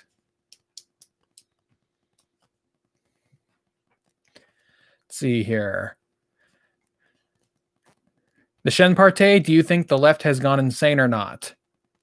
I think the left part of the left has gone insane, but the center part of the left is still reasonable, which is how, that's how I would tend to see. But then again, I'm on the right. So that's just the natural bias. Russell Davis, would you say it's hard to amend the Constitution, and why do people view the Constitution as a sacred document not to be altered? It's difficult to amend. I'd say, yes, it definitely is difficult to amend, and that was by design. It's difficult to amend because, well, we don't want changes being made all willy-nilly. It's like, what's the thing it says in the Declaration of Independence? Like, we don't want to break these bonds of government for transient causes kind of stuff. All right, another super chat from Mike McSimic. I'm by a Biden mobilization against Trump Perluza t-shirt. Am I send your one? Not entirely sure what you said, but thank you for the $5 super chat, Mike McSimic. The Shen Parte, what is the flag in the background? Talking over there, that is the flag of the Hello Internet podcast. It contains the nail and gear. The gear representing CGP Grey, the YouTuber, and the nail representing Brady Heron, the YouTuber with a million YouTube channels because he's hard as nails.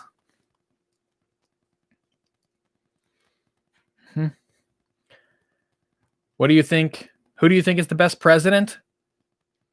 George Washington's the easiest answer, so instead I'll go with Calvin Coolidge.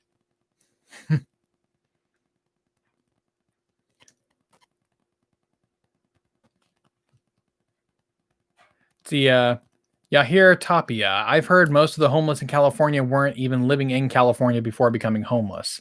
Is that true? I can't say that for certain. I know California attracts a lot of homeless people because of the weather. You see, like if you go to New York, you don't see very many homeless people in New York around this time of year or much of the Northeast because of the weather.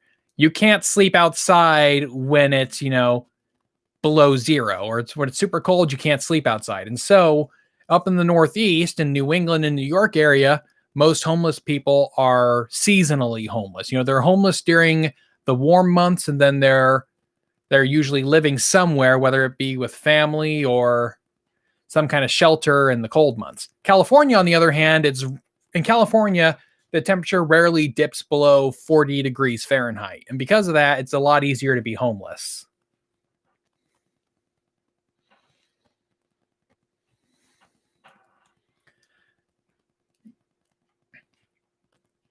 Searnet, yay. Do you support Biden or Trump? I support neither. I voted for Joe Jurgensen, but I was hoping Trump would lose. All right, another $5 super chat from Mike McSimic. He's telling me to Google Biden. Okay, let's take a quick look at that then. Field trip.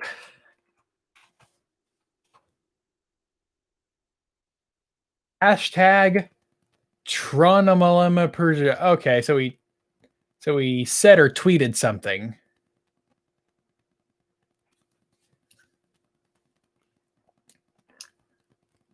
All right, that's interesting.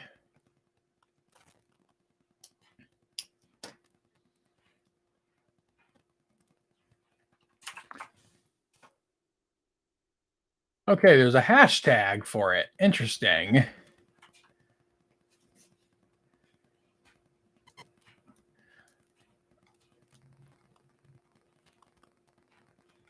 Okay, so that's what's going on. No idea what else it means, but that is, I guess Biden had word vomit there. Ashoka Tano, do you think Biden will take a tough stance on Turkey because of the way their president has attacked Western Europe and has flat out caused terrorism? I'm not sure. Unfortunately, with Joe Biden, he hasn't been really forthcoming on any particular stances. Like the entire message of the Joe Biden campaign is, I'll be normal, wear masks, listen to Dr. Fauci, and that's about it. So it's hard to tell much. So which means most guesses have had to be around what others around him have said.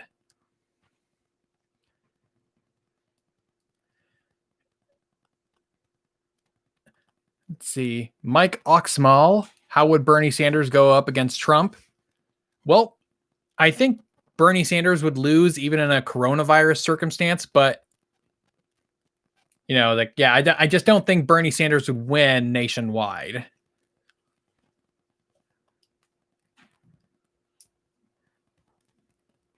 All right.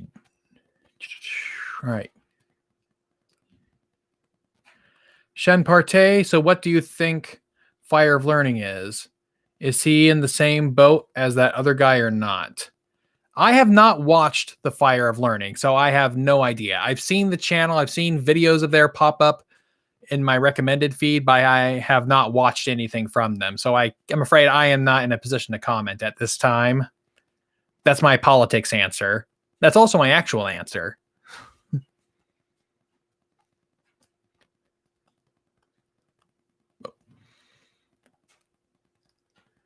All right.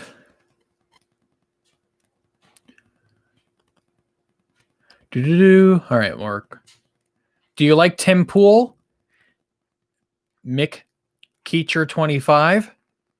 I watched Tim Pool for like a whole month back in like 2018, but all of his videos were basically the same. It was leftists go crazy, and I'm a liberal, so I should know. And that's about it. It kind of actually reminded me of like I kind of stopped watching him after not too long a period for the same reason I stopped watching like PragerU. Like I used to like PragerU and I watched them back in like 2016. I stopped watching them sometime in early 2017 because all of their videos were, and the left are the real intolerant ones. And that was about it as well. It's like, okay, I get it. You don't need to have the same message in every video week after week. And so I stopped watching them before they went off the deep end.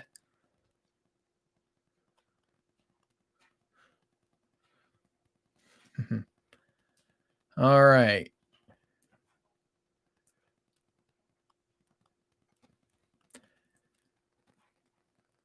Let's see. I can pull, just use logic, blah, blah, blah, blah. Trump with more class. The man called women wearing the burqa letterboxes. I can't pay attention to everything Boris Johnson says, all right? We've had enough trouble keeping track of what Trump says. I'm saying from the American perspective, Boris Johnson is like Trump with more class. It's like, because he can drop a literary reference or like references to classical Greek. All right, Mike McSimic, another super chat. Honest question, how does a contested election work? What does that mean for America? Well, an election can be contested in numerous ways. Like if there is an equal vote count in the Electoral College, that can be a contested election, in which case that gets resolved in the House of Representatives. If it's a contested election in that, like the popular vote in a couple states are super close, then the individual states have their own means of handling that. And the Supreme Court gets involved if those states can't, determine a winner of the election before the College of Electors meet. So for most contested election scenarios, there are usually a number of legal safety hatches for them. See, here, whatever happened to the high-speed rail project in California? Is that still going on? No, high-speed rail has not been going on. That project has more or less been nixed. There just wasn't enough money for it. All right, Shen Partey, what are your thoughts on Pax Historia or the DA group? Are they the same as Monsieur Z? Just asking, and I unsubscribed from Monsieur Z just as a precautionary measure. Yeah, so I don't. Pax Historia, I haven't watched Pax Historia either, I think. Or at least I don't think I have. Let's see.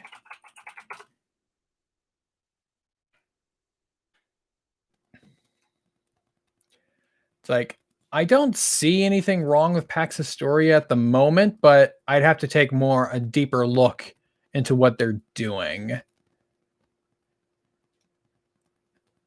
I see an aesthetic similarity between Monsieur Z and Pax Historia, but I have no idea if that goes any deeper than that.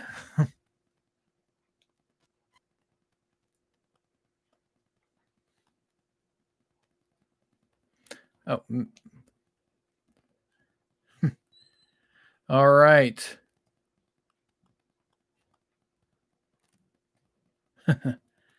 All right. Oh, Christian Vibrecht. Hello again. Just turned in. Are you surprised that so many Texans picked Biden? Eh, I'm more surprised that so many people thought Texas was in play when I think it really wasn't. Like Texas is to the Democrats what like Pennsylvania was for the longest time for Republicans, in that for a couple decades Republicans thought, like, oh, Pennsylvania, it's in play, it's a swing state, when it wasn't until now. But I still don't think Texas is a swing state yet. It's very much when it comes to Texas and the Democrats, Texas, like the Democrats are Charlie Brown, Texas is the football, and the Republican Party is, Lucy. Every time the Democrats come running for Texas, the Republican Party pulls it away from the Democrats. So yeah, I think it's kind of a pipe dream for now for them. See, so yeah. All right. Patrick Stump, when do you think Hello Internet is coming back? I don't know. I haven't double checked, but I'm not even sure if we've even had an episode of Hello Internet all of 2020. I have to double check, but yeah, I have no idea when they're coming back. But I enjoy, I enjoy Cortex enough, so that's keeping me satiated for the time. The Shen Parte, sorry to repeat this. So did Russia interfere in the 2016 election or not? And where do you stand on the Steele dossier? Is it real or not?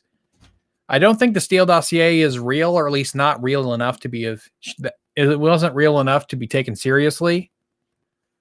Russia interfered, but not in the way people think. When people think election interference, they tend to think, oh, they tampered with vote counts. But no, that didn't happen. What they did was they hacked the DNC. That was part of what they did. One of those hack and drop operations where they hack a hard drive, they hack a computer and then dump the information out. And sometimes when they dump the information out, they insert into the big pile of documents, fake documents that sound crazier than the rest, but because the rest of the stuff seems believable, it makes the crazy thing seem more believable. And so they interfered in terms of like the DNC hack, and they interfered in terms of like, spending money on Facebook ads for, ads of Jesus arm wrestling Satan. And that's about it. At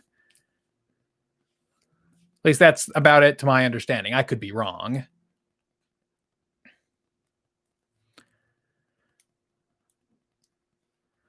See, Mike Oxsmall, what type of politician would the Democrats need to definitely beat Biden?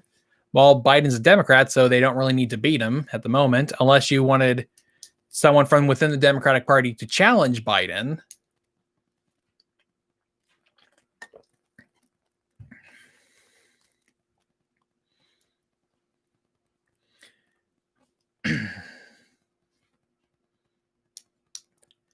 All right. Let's see here. Oh, hello, Mike. Hey, Mike McSimic with another super chat. In your opinion, what has Trump done wrong policy-wise or otherwise in the last 4 years? See, well, I think his obsession with building the wall was a problem, even though he probably had some of the legal authority to do it. Some, but that's mostly because the laws giving him the authority were made intentionally very open and easy to use. It's just people didn't expect it to be used for what he tried to use it for. See. Gosh. I would say the stuff they tried to impeach him for, his interfering with the Mueller investigation, I think was bad and impeachable. Basically, most of Trump's problems have all been stuff involving his ego. As in, he's trying to cover up the Mueller investigation involving Russian involvement. And so he's so obsessed with his own reputation that he gets in his own way. And so that has sort of been the big problem with him. And I do think the Ukraine thing was an impeachable offense. But then again, I think most presidents have committed commit usually at least one or two impeachable offenses during their presidencies.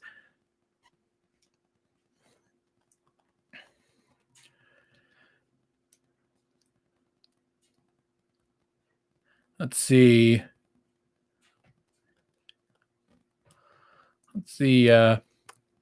Will Trump go to jail? Asks Shen Partey.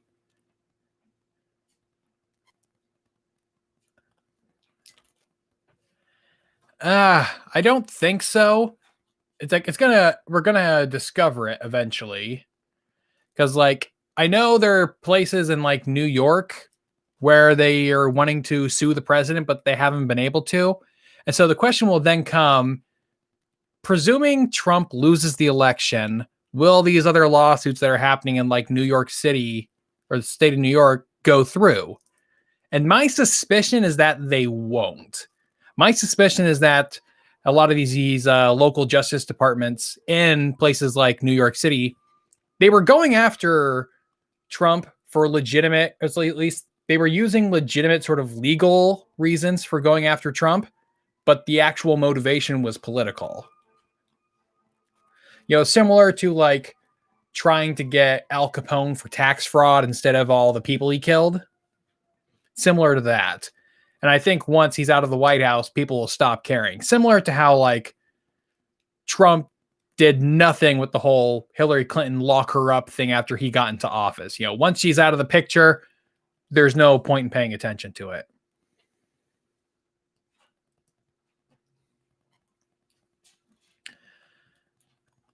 All right. Oop. See, JV, who would you nominate for the Republicans in 2024? My feelings on Mitt Romney have definitely changed. I wasn't a big Romney fan back in 2012, but I'm definitely more of one now. So Romney is definitely an option. Cruz, I think, can redeem himself. There are certain people who are super defensive of Trump during the last 4 years. That'll take a little more time to rehabilitate, but it could go forward. I could also see Paul Ryan running in 2024 as well. So, you know, there's lots of good options there. It's just a matter of how many of them can rehabilitate themselves after Trump.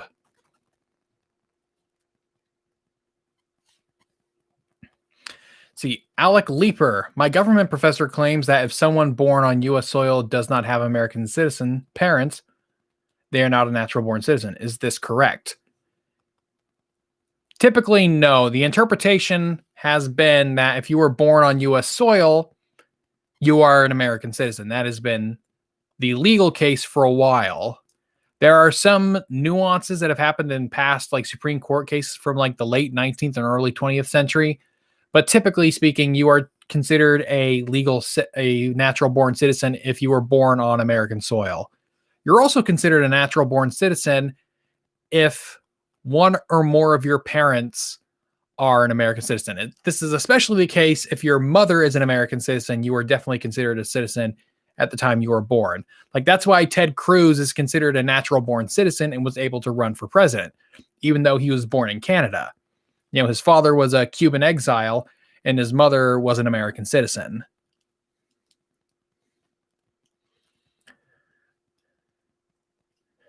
See, Alex Winter, what if what's his face from Ohio who ran for GOP 2016 nomination became president? John Kasich? Kasich is kind of just a nobody now. It's like, I think he's still popular within Ohio, but I don't think the Republicans are going to need to fight too much harder for Ohio for too much longer. Ohio has been moving red for a while, and I think it's going to become, if not after this election, then I think after the next election cycle or two, Ohio is going to become, I think, a solidly red state. Since the Democrats that controlled the old Rust Belt for a long time have been losing control. And I think that we see hints of that in Wisconsin and Michigan as well. Even though those two states seem to have gone for Biden this time around, the fact that they went for Trump before says that they are gettable in the future.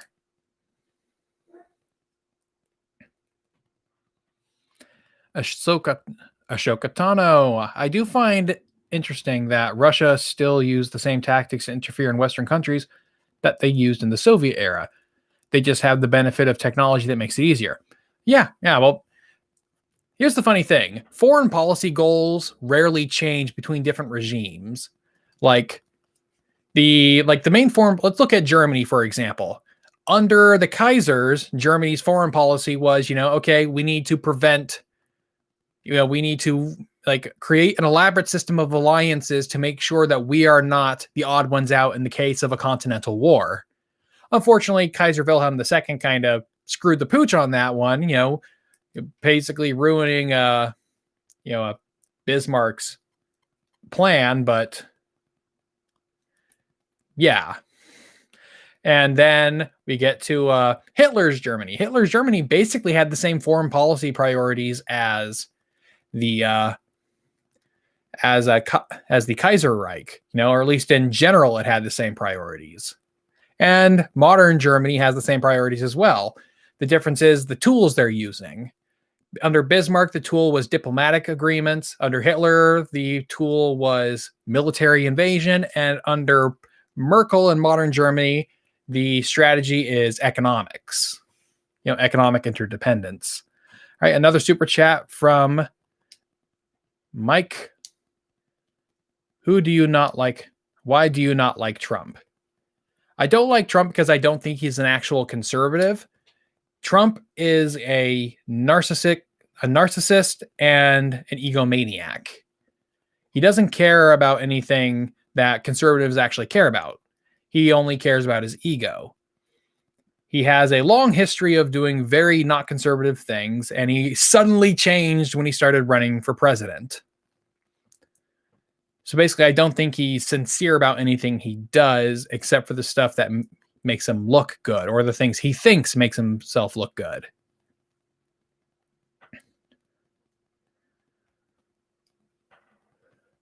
All right.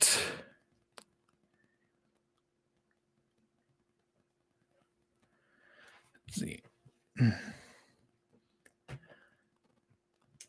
So, Shen Parte, what are your thoughts on Assassin's Creed Valhalla?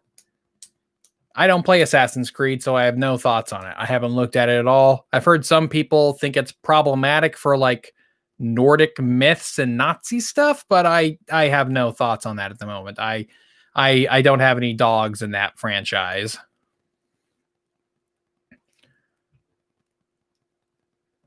Okay, let's see.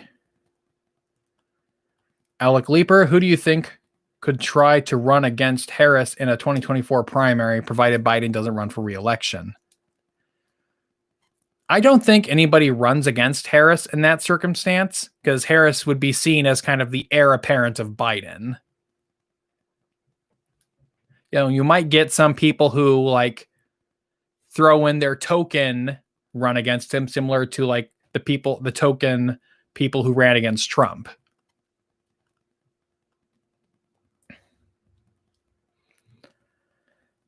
See.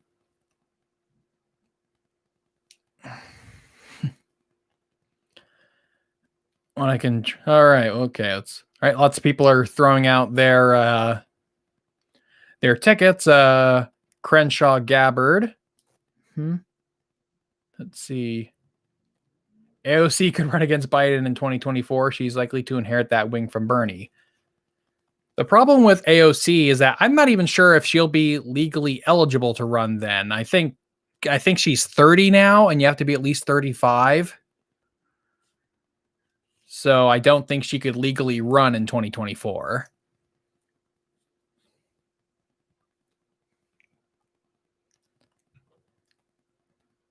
Okay. All right. Some stuff about Valhalla.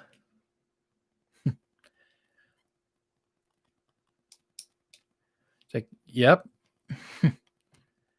All right. Any questions about the election or anything else like that? Lots of people talking to each other in the chat, which is nice. If the election is sent to the Supreme Court, what do you think the outcome would be with our current justices? Jack Lucero. See, That's going to depend on what states they're ruling for. Because people are thinking, this whole time, Trump was saying, oh, we need to get Amy Coney Barrett on the court to make sure she rules in our favor. But that's probably not going to happen. I don't think she's going to recuse herself. But I think she knows better than to just blindly go along with whichever, ruling would support the person who appointed her. I think she knows better than that. She'll rule in whichever way the evidence and the law suggests, I think.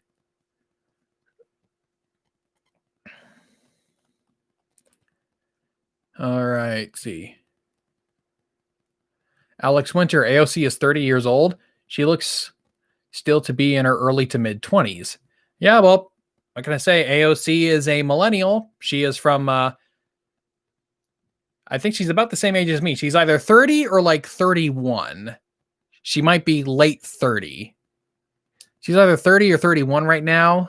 And so if she's 31, she would be just barely old enough to run for president in 2024. And even then, I don't think she would, because she would not do very well. I think she would do worse than Bernie, at least the first time around. All right.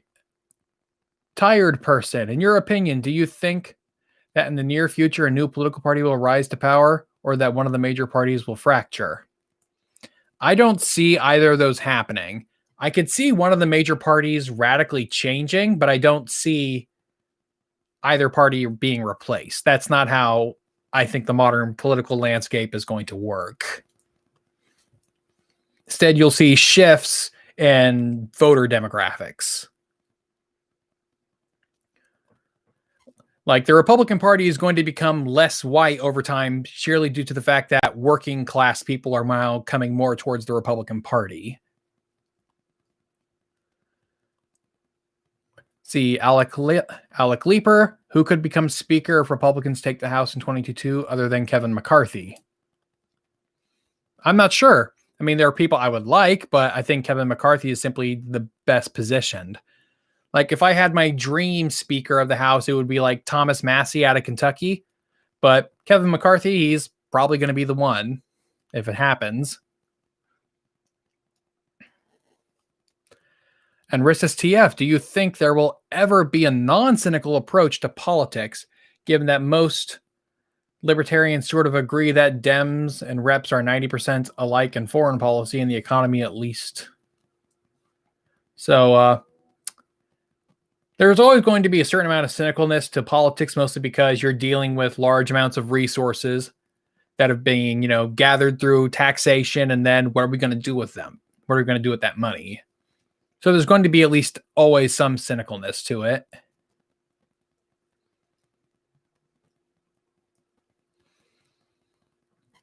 See, do you support the Lincoln Project? No, I was not a Lincoln Project guy. The Lincoln Project's philosophy was burn it all down, Don't just get rid of Trump, get rid of every single Republican who ever said anything nice about Trump. And that's not a way, that's not going to help anybody. It's like had people gone along with the Lincoln Project's message, that would have resulted in the Herbert Hoover scenario I talked about it in my article, where basically the Republicans are locked out of government for a whole generation.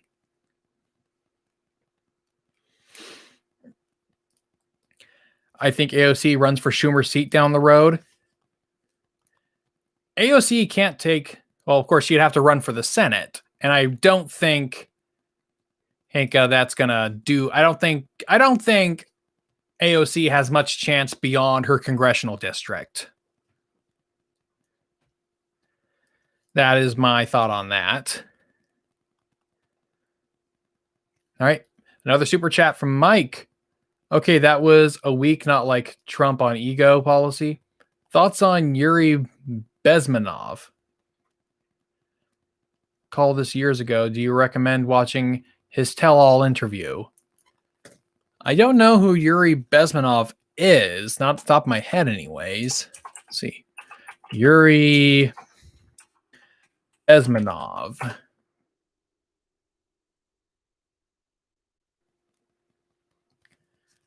It's like, yeah, so it looks like he's a Russian or a former Russian. And I can't say much about that. Do you recommend watching his tell-all interview? I mean, if you're interested in what he might have to say, then yeah, I'd say go for it, And all right.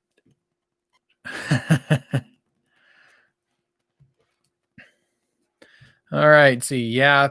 So from some of these comments here, that she AOC is 31, and yeah, she probably wouldn't run until 2028 if she decided to. That's the earliest she would. She might, depending on the individual laws, she could technically be legally eligible to run in 2024, but I doubt it. See, Lars and Rune, what is rank voting, good or bad? Rank voting has become a popular proposal on the internet. Rank voting is basically where instead of just picking one candidate, you instead take all the candidates and rank them in order in which you would like them to be in office. So it's like, okay, so my first choice would be the Republican candidate, followed by the Democrat, followed by the independent or libertarian or whatever. And so what that does is it creates sort of a system where you could have instant runoff voting, where it's like if after the first round of vote counting, your first candidate didn't get in, then your votes would go to the second candidate and then the third and so on and so forth until there's a candidate that has a majority of the votes.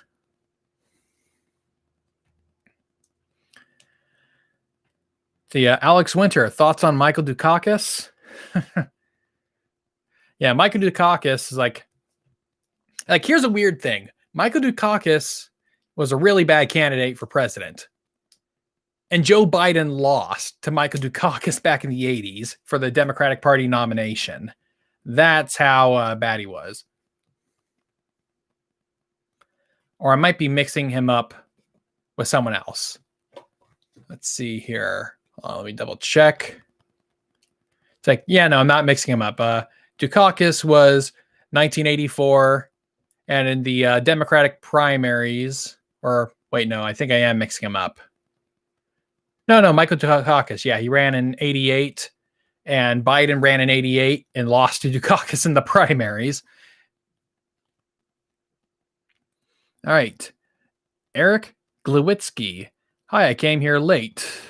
Hold on. Stuff jumps around. Hi, I came late, so don't know if you covered it, but what do you think might happen if election fraud is confirmed? My guess the court wouldn't affirm it to prevent violence and rebellion. I don't think there is voter fraud. I've said this before. And even so, how the courts don't have a tendency of throwing out votes. They tend to not do that. What they tend to do, I said this before, is that they tend to, if there are votes whose sort of a legality is in question, what they'll do is they'll segregate or sequester those votes to the side and then don't consult those votes unless there's the election result from the rest of the votes is too close to call. And plus, voter fraud means something different depending on what you're thinking of. Are you thinking that there are fake votes in there, or votes have been snuck away or hidden or something like that? It's a very nebulous term. All right. Kate the Flake 220. What's the likelihood we get rid of the Electoral College? I think not that great at the moment.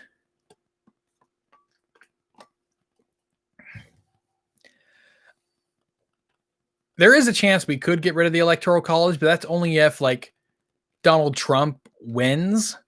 If Donald Trump somehow ekes out a win in this election without also winning the popular vote, then that would mean that we had 8 years of a president who didn't win the popular vote at all, which politically just looks really bad. Even if I don't think the Electoral College is bad on principle, politically it just looks really bad if,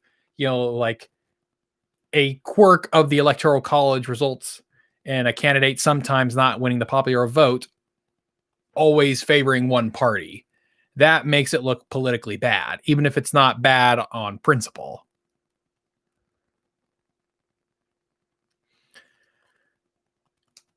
See, do you believe in the Kennedy family is a curse theory. What I believe about the Kennedy family is an old line from something I can't remember what it's from, but I remember hearing my dad saying it all the time growing up. And that is, if you had the luck of the Irish, you'd rather be English instead.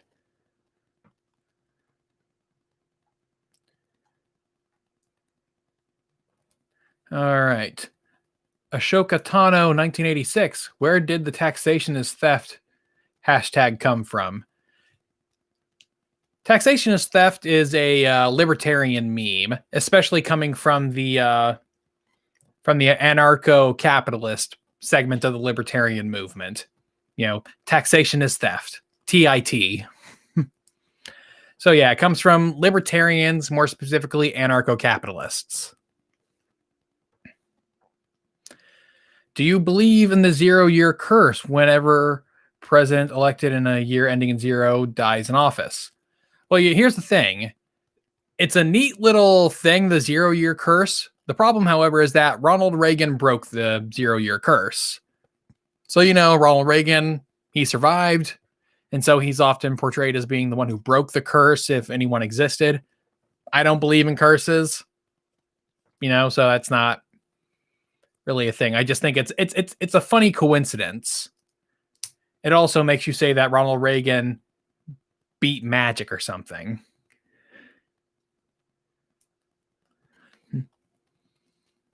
Okay, so Alec Lepper, what moved you away from more of your hardcore libertarian leanings? You said you had in the Bush years.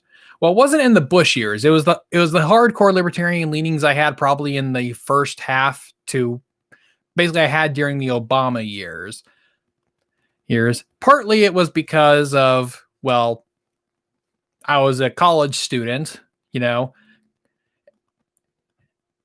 That's a big reason why, of course, and what I liked about a lot of libertarian arguments was that a lot of libertarian arguments were sort of stuff that, I can argue for sort of conservative ideas that'll convince liberals, It's like, what's the argument for getting rid of regulations? Well, these regulations prevent minorities prevent people from, racial or ethnic minorities from starting up businesses and competing with whites. So these regulations you want are actually keeping, non-white people out of the market. That's the kind of thing. And at one point, I don't think I ever was a taxation is theft libertarian, but I always liked the meme.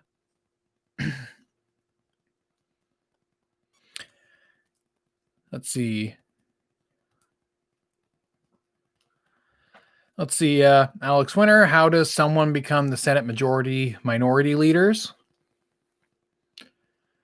Well, someone becomes a Senate majority or minority leader basically through caucusing, It's like at the beginning of a congressional term, you have all the people who are registered with one party. They caucus together, in Congress. And if they have a majority, and if a majority of the members in Congress are from their party, then they get to pick the majority leader.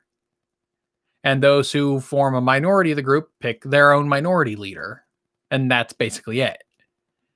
It's whoever's in charge of each respective party within the Senate. Christian Vibrecht, any theories to why Iran always sides with Armenia when it's in conflict with the Turks? I think it's mostly because, Turkey is a bigger geopolitical rival to Iran than Armenia is. And Armenia is a useful wedge to use against the Turks.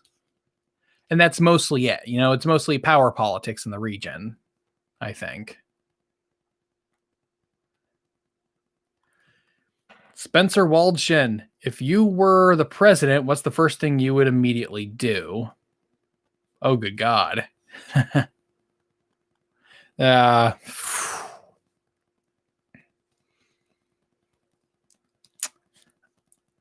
don't know what I would do, honestly. Because there are things that because there's a bunch of things you can do, but I don't like the fact that the president has the authority to do them. There's a lot of regulations that the president is simply allowed to rewrite.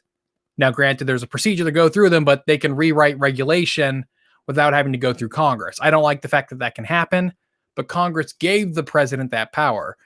And so you'd have to have And so a president could choose not to exercise that power, but then the things you want to change don't change, and Congress isn't likely to change them themselves.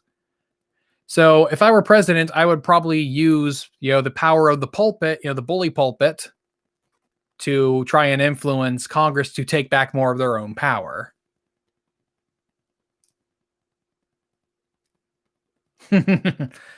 Metagross Z, how can this be a postmortem stream when it's still ongoing? Yeah, so the idea was that the idea when I planned the stream was that it would be a postmortem, but then the election didn't end. and then the time came for the thing to happen. So that's why it's a postmortem, even though it's still ongoing. It's now evolved into a dissection of the election.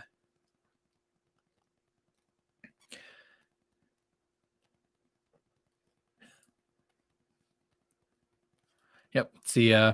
Windfall 7889. Do you think they're going to finish counting the votes tomorrow or Saturday? I have no idea.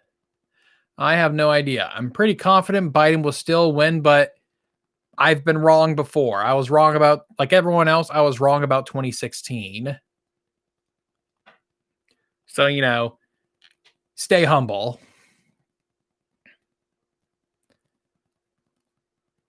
Let's see. Sam GGG. What's the name of your Lincoln Project article? I would love to read it. I didn't write an article for the Lincoln Project. Yeah, no, I am not part of the Lincoln Project. I did not write an article for them. I did write an article for my own website called casualhistorian.com.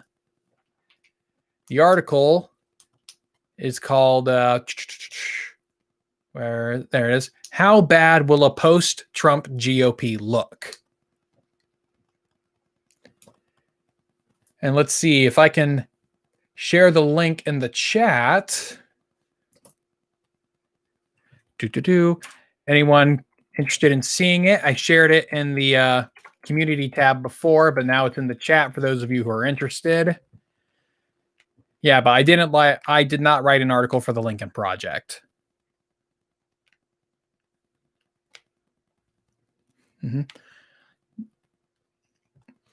Tuesday's art, there's going to be violence after the election no matter what happens. I don't think so. If Biden wins, there's less chance of there being violence if Biden wins. Like, fact of the matter is, most of the mass violence we saw after the 2016 election was from Hillary Clinton supporters or just Donald Trump opponents. The violence is more likely to come from the left because political violence happens in different ways from the left and the right in the United States. Like in the modern political landscape, political violence that comes from the left is typically in the form of riots, and it tends to be a bit more chaotic and focused on destroying property. Whereas when political violence is engaged in on the right, it's usually smaller operations. It's usually either lone wolf operations or small groups, and they tend to target federal or any kind of government buildings. Like the Oklahoma City bombing, that was a small group targeting a government facility. Whereas when the left initiates political violence, it's usually chaotic, more chaotic. White people going into black neighborhoods and destroying their local businesses because they hate white cops. Yeah, so I think if violence happens, it's going to come more likely from the left, but I am open to the possibilities. That's what I have to say after everything. All right, Eric. Yeah, I'm just watching from over the pond and hope that America doesn't catch a fire. My social media is full of Americans yelling about fraud, so I ask someone who knows U.S. politics better. That emotion is exclusive. Sorry about that. Yep, no, I get it. I've got a lot of foreigner friends and people I follow on Twitter, and yeah, they all think things are worse than they actually are. Alex Winter, what is your favorite herb for steak? I don't know. I don't do much cooking of steaks myself. I like steak, but I just don't do the cooking myself. And so it's like, whatever, if someone else is preparing steak, I'll eat it. And it's like, oh, yummy, that's steak. And I don't think much past it. I need to do that more, though.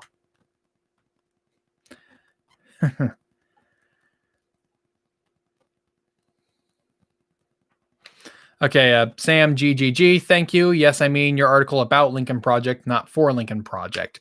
Yeah, so I neither wrote an article for the Lincoln Project nor wrote one about the Lincoln Project. My article was simply about, what would the post-Trump GOP look like? That is the only article I wrote for this election cycle so far. See, what are your thoughts on the Truth and Reconciliation Commission? Is that a real thing? I haven't seen one yet. I've seen people joke about it. I've seen a left-wing people say, we need the Truth and Reconciliation Commission to tell the right-wingers about how wrong they are about everything. Who is the better Bush, HW, W, or Jeb? HW probably has the best long-term legacy at the moment, but Jeb is the better meme. So, since I'm a crazy young millennial, you got to go with the memes. How does the 22 midterms look for Senate Republicans? Not good. They have way more seats they have to defend. Alex, the Cardinals fan, do you think this election could lead to an end of the GOP as we know it? Not likely. I mean, the chances were a lot greater on Monday night before everyone knew that the polls were not too good.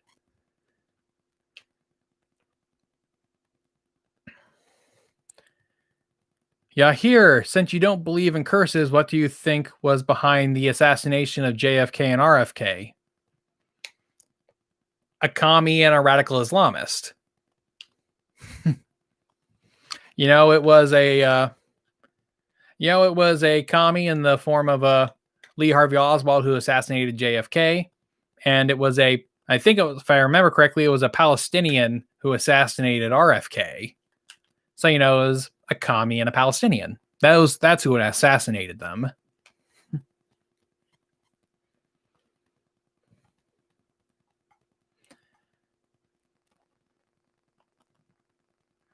Okay, all right, important question. Bigfoot real or not? Bigfoot probably isn't real, but Bigfoot erotica is very real. Lots of seats to defend, plus Mitch is unpopular, plus been out fundraised massively recently. Yeah, that Republicans have had some fundraising problems, but then again, being outside the White House tends to be very good for fundraising. Let's see. Do you think a truly leftist candidate would be viable in the presidential election? Asks Tuesday's Art. Depends on how truly. I mean, I do think Bernie Sanders is a truly left-wing candidate, but at the moment, he doesn't have too big of a chance. But then again, something could happen that changes the entire formula. Christian Vibrick, would you rather live in Mississippi or Alabama? I've never been to either, so I can't tell. Alec Leeper, who is your favorite current senator? It used to be Rand Paul, then Rand Paul got super Trumpy. So I kind of like Mitt Romney now. Mike Lee has his moments. And I think Mitch McConnell is underappreciated. The fact that he is like the only senator who has no presidential aspirations. Instead, he just wants to be in the Senate, be majority leader, and then just get shit done. That is the amazing thing about Cocaine Mitch.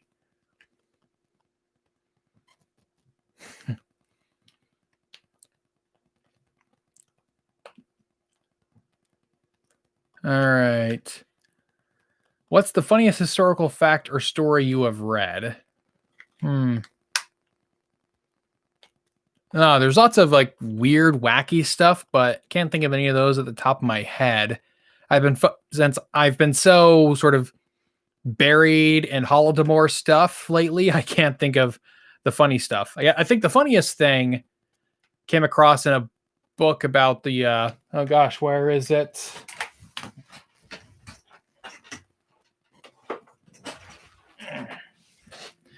Something I came across in this book, Russia Under the Bolshevik Regime, reading it for the Holodomor video. And one thing I found apparently is that sort of the relationship between the Bolsheviks and anti-Semitism, and that the Bolsheviks didn't tolerate anti-Semitism because they thought it was a cover for anti-communism, which is kind of like an interesting sort of inverse of what like anti-communism is seen in the US. Because like in the US, anti-communism is often sort of labeled as like a dog whistle or a cover for anti-Semitism. But in the Soviet Union, anti-Semitism is seen as a cover for anti-communism.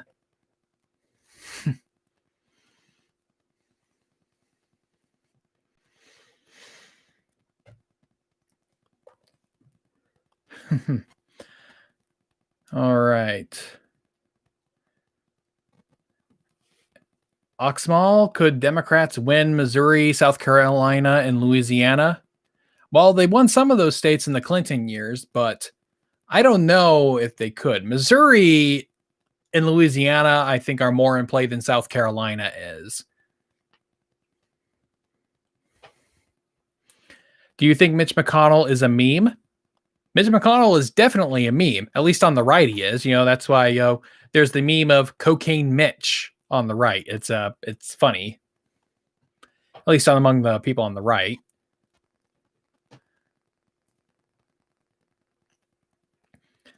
All right, yeah. Here, do you believe there will be a new Cold War between the U.S. and China? There kind of already is one, but it's not quite the same scale as the Cold War between the U.S. and the Soviet Union. It's not a same scale thing.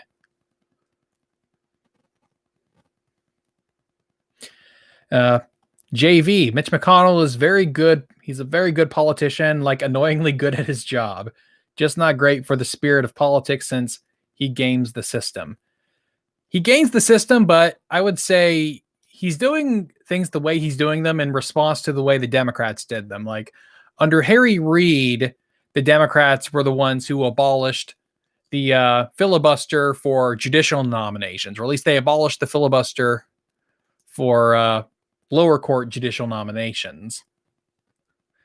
And since that, people tend to forget that, thinking Mitch McConnell is violating all these norms. It's like, well, he's not violating norms that haven't been violated before. Like I said, Harry Reid violated them before Mitch McConnell did. And that's it's a tit for tat judicial war thing that's been going on since like the 1980s, when the Democrats just sort of railroaded Bork.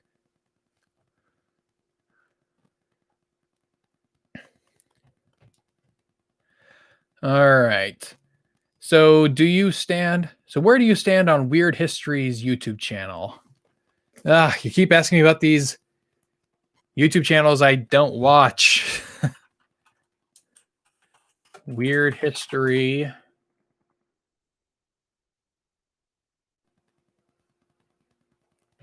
I think I may have seen some of their videos. It's all right. I don't have any major complaints about them. I just have to watch more of their videos in a sitting to have a better judge of its quality. Opinion on CRISPR? It's something concerning. That's I'd say about CRISPR. From what little I know, it's concerning, especially its potential uses for eugenics. Alex Winter, what chain of events do you think could result in Mitch McConnell attempting to run for president? What do you think his platform would be, and how impactful would his presidency be? I do not think there's any scenario in which Mitch McConnell would ever run for president. Like Mitch McConnell seems to be very self-aware that he's not very liked, especially not very liked outside of Kentucky. Like there's a big movement during the Obama years to replace Mitch McConnell among Republicans themselves, because they saw him as, as a squishy rhino. Since then, of course, my opinion has softened on him, and I appreciate how effective he is as a majority leader. But, yeah, if Mitch McConnell ever became president, it would have to have been through like a very elaborate series. Like he would have to have become like the Senate pro tempore, and then everyone ahead of him in line of succession for the presidency dying. That's the only way I ever see Mitch McConnell becoming president. Zealous Zucchini, chocolate milk or regular? Chocolate milk for actually drinking. Regular milk is used for everything else.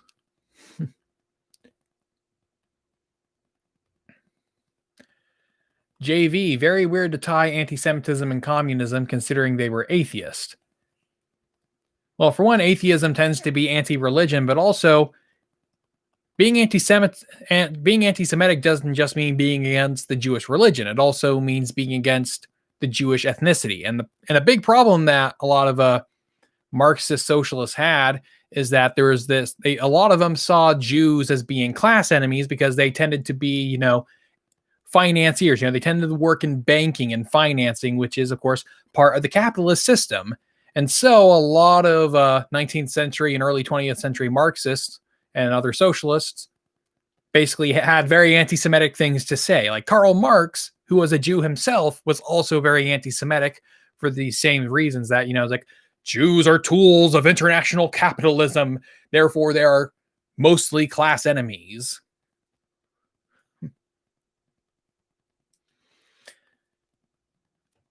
Let's see. Alec Leeper. What do you think the Libertarian Party's path to success is? The Libertarian Party needs to take the Libertarian Party more seriously. They don't take themselves seriously as a political party, and that's one of the reasons why. The other is that they get so focused on running presidential candidates that they forget to actually win lower level seats. Though I think one state legislature seat was actually won by a Libertarian on election night. I have to double check. It may have been in Montana or Minnesota, somewhere up north. I think there was a Libertarian legislator who was elected. All right, Julian Moreno, who do you think is going to win the election? Biden is probably going to win, but stay humble, because if Trump manages to flip Arizona back to him, then he'll win.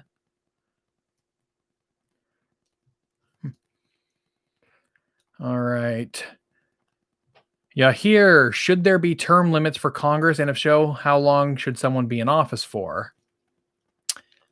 I've gone back and forth on term limits. I'm still overall in favor of them. I just think that maybe have long enough terms, like say someone should be able to serve in the House of Representatives for like 12 years and then have people serve in the Senate for like 18. I think giving them long enough times in both houses is a way to get around the whole problem of, if someone can only serve for 3 years, they're going to be owned by the moneyed interests. Like, I don't think that's entirely true, but you can get around that by simply saying they can run for a longer period of time.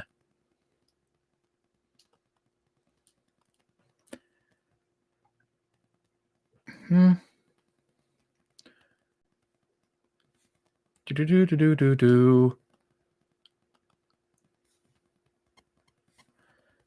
Oxmall, the writer of Gulag Archipelago, was anti-Semitic and a Holodomor denier. Any good books about the Gulag from a person from there who isn't a piece of shit? I assume there must be quite a bit. I can't say about the Gulag Archipelago guy. I know his book is still considered pretty good on the gulags themselves, and his work is used as a source by many others.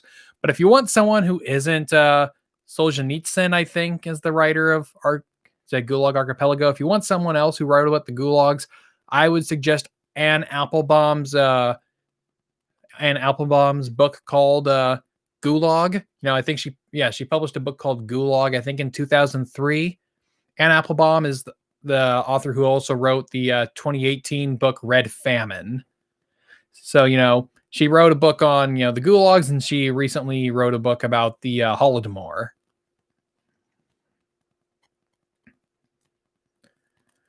So yeah, what's your opinion on Lindsey Graham? Lindsey Graham was one of those who went super Trumpy after the Kavanaugh hearings, and it's kind of a shame because he was okay before then and then got super Trumpy.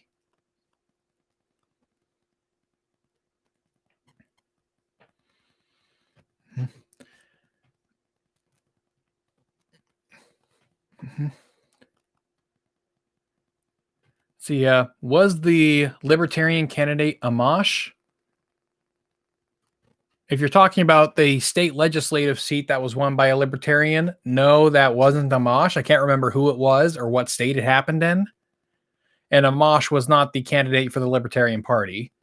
I would have been more enthusiastic to vote for Amash than Joe Jurgensen.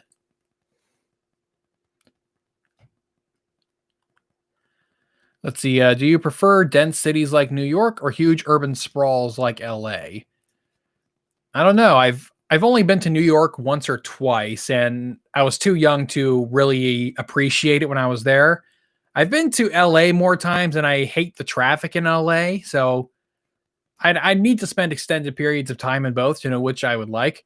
LA is probably more familiar with me, but then again, it's in California, and I know a bunch of people there, whereas in New York, I don't know anybody.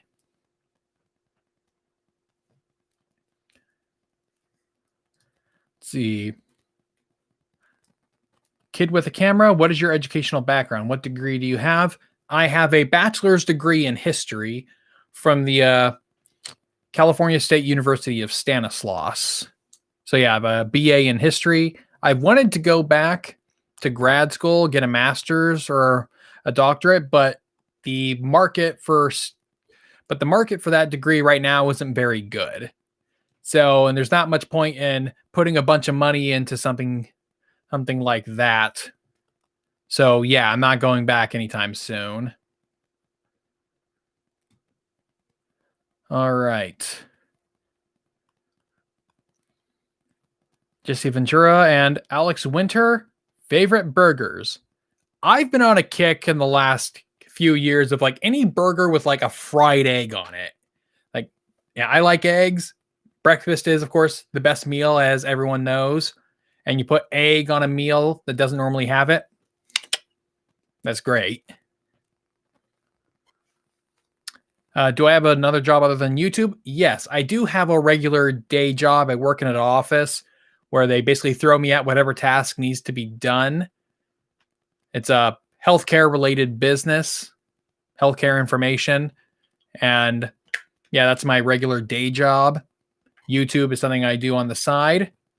Though there was a point earlier this year where I was making more money from YouTube than I was from my regular job. Partly during the shutdowns when, I didn't have my regular job anymore.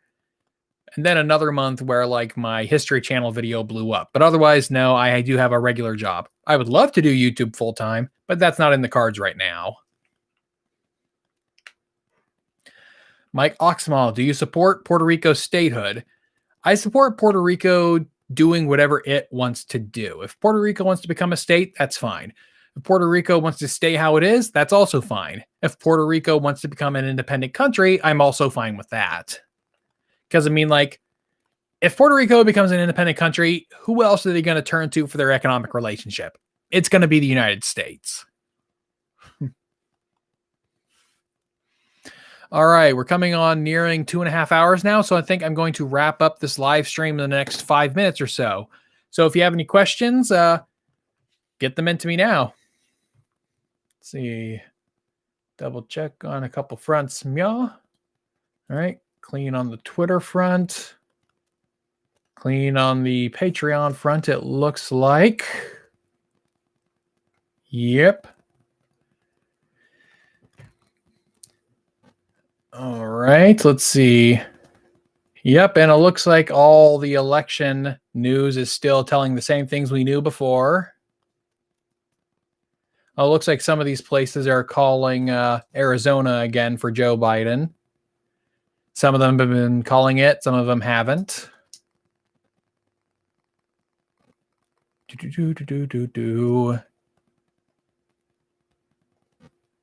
Senate race is still tight, but it's looking like the Republicans will pull it off. All right, Elastic Giraffe, Byzantines or Carolingians? No preference. Have you ever had, right, Tyler Cavender, have you ever had any interest or have future interest in running for political office? I did when I was younger and was more politically active. I don't have any interest in doing it now, but who knows where that'll go when I'm more financially settled. Have you ever thought about being a history teacher, professor at a school or academic institution? I did. That was the plan for a long time, but then I discovered how bad the market for teachers was. It's not very good right now, especially if you're going for history. History teachers tend to find a place to work and then stay there forever. You know, they're not like science or math teachers who can keep going, moving around to wherever's offering the best, salary or whatever. There's just not as much demand, and there's a lot more competition.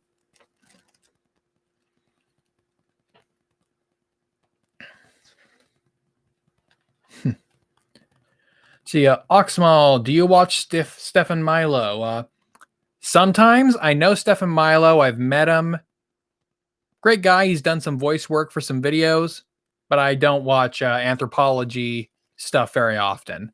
Nothing personal against him. I just don't watch that particular subject very much. What do you think Mike Pence does now if Trump loses? He looked like he was gearing for a 2024 pre-election run. It's like, yes, I definitely see Mike Pence running in 2024. He would definitely try to carry on some of the Trump legacy without the Trump baggage.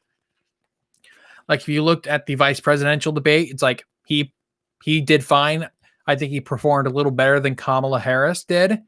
And like he was able to sort of articulate the quote unquote Trump agenda without all of the problems that Trump throws into it. So I think he's definitely going to run again. And like something else I found out or heard is that in Mike Pence's vice presidential office, in his office, he has portraits of former vice presidents who all became president. So he very clearly sees himself. He very clearly wants to become president.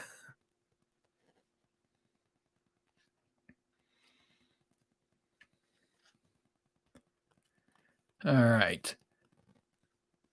Thoughts on the Oregon ballot question to decriminalize possession of certain hard drugs passing? I think it's interesting. I'm interested in seeing the results of this. And what I hope, however, is that Oregon does this and then like we don't see any other states decriminalize drugs for like a decade just so we can see the long-term results of the policy. Because like the problem with marijuana legalization is that a bunch of places did it right after the first people did it. And so we didn't have enough time to see how it impacted an isolated location. Alex Winter, what do you think about ancient Greece? How do you know about it? I've recently been learning about it and I've become interested in it. Well, I'd say if you're learning about ancient Greece, obviously, read the classics, your Herodotus, your Xenophon, your Thucydides, and that's the usual starting point if you want to read primary sources. Also, like, watch the history stuff from like, what's Overly Sarcastic Productions. Watch Overly Sarcastic Productions. They've got some good stuff on it. Ashoka Tano, will you do a video on denialism on smaller scale genocides like the Armenian genocide in Srebrenica? Well, one, I don't know if I would call the Armenian genocide a smaller scale, and I might do it. I could definitely see myself doing the Armenian genocide. The issue with that, however, is the Armenian genocide is mostly denied in one country. It's mostly denialism from within one country, unlike Holocaust denial or Holodomor denial, which is more widespread. Omri Amsalem. Hey, dude, I just want to say I love your work on Jewish history and some Hebrew text that I can't read from the Holy Land. Thank you, Omri. All right.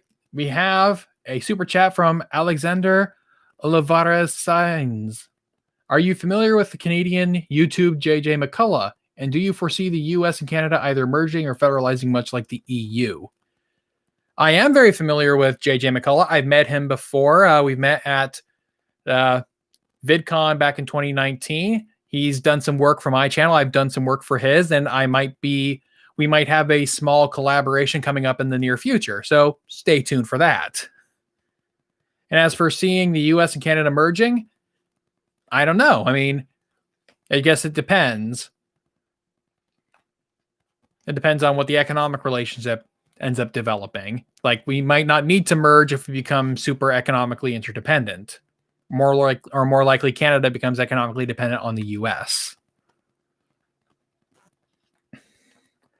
See, here, Typa. Anybody else can't stand Kamala Harris? Fake ass smiles. Not a big fan of Kamala Harris. Not a good senator, but she did her job. That getting Biden elected by churning out popular vote here in California. Mike Oxmal, was the Holodomor a genocide? I know it's debated, but it is man-made. It is man-made. I am on the side of the debate. I am on the side of the debate that says that it was a genocide because Stalin knew, because Stalin and the officials around him knew that his policies had caused a famine. And then he chose to implement policies that made it worse deliberately. And they were not applied proportionally across the Soviet Union. They were targeted at Ukraine. So I think I am on the side that says, yes, it was a genocide. Yahir Taipa, your thoughts on the American healthcare system? The government has gotten in the way of a lot of things that could have made it cheaper, be it not allowing people to buy health insurance from outside the state they live in, or even buy health insurance from outside the country. We also think we should open up trade for medical goods. That way we could buy drugs from Canada or other foreign countries, and then handle some of the patent laws that prevent drugs from becoming and going into the public domain quick enough so that way generics can be made. There's lots of things that can be done that doesn't involve, the government taking control of the industry, but that's, I'm trying to rapid fire these questions here. Has there ever been an instance of a former vice president running for president and their bid fails? Plenty of times. Nixon did twice. Al Gore failed.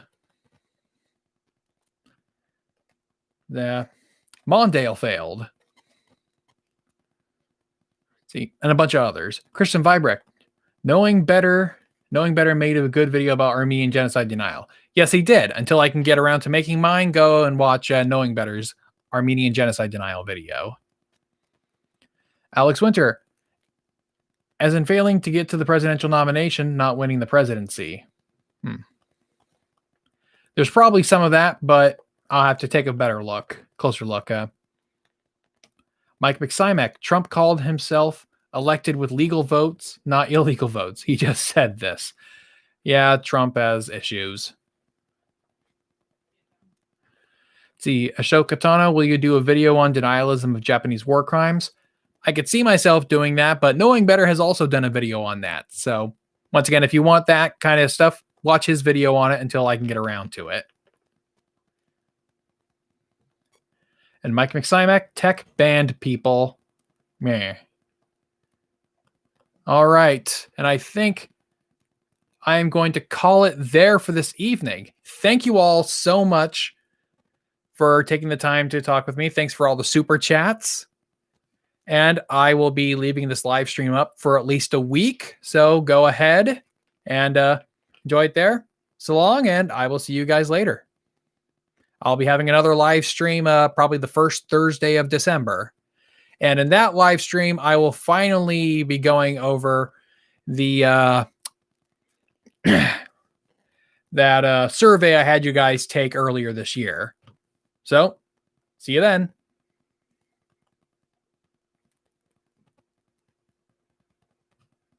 End stream. Come on.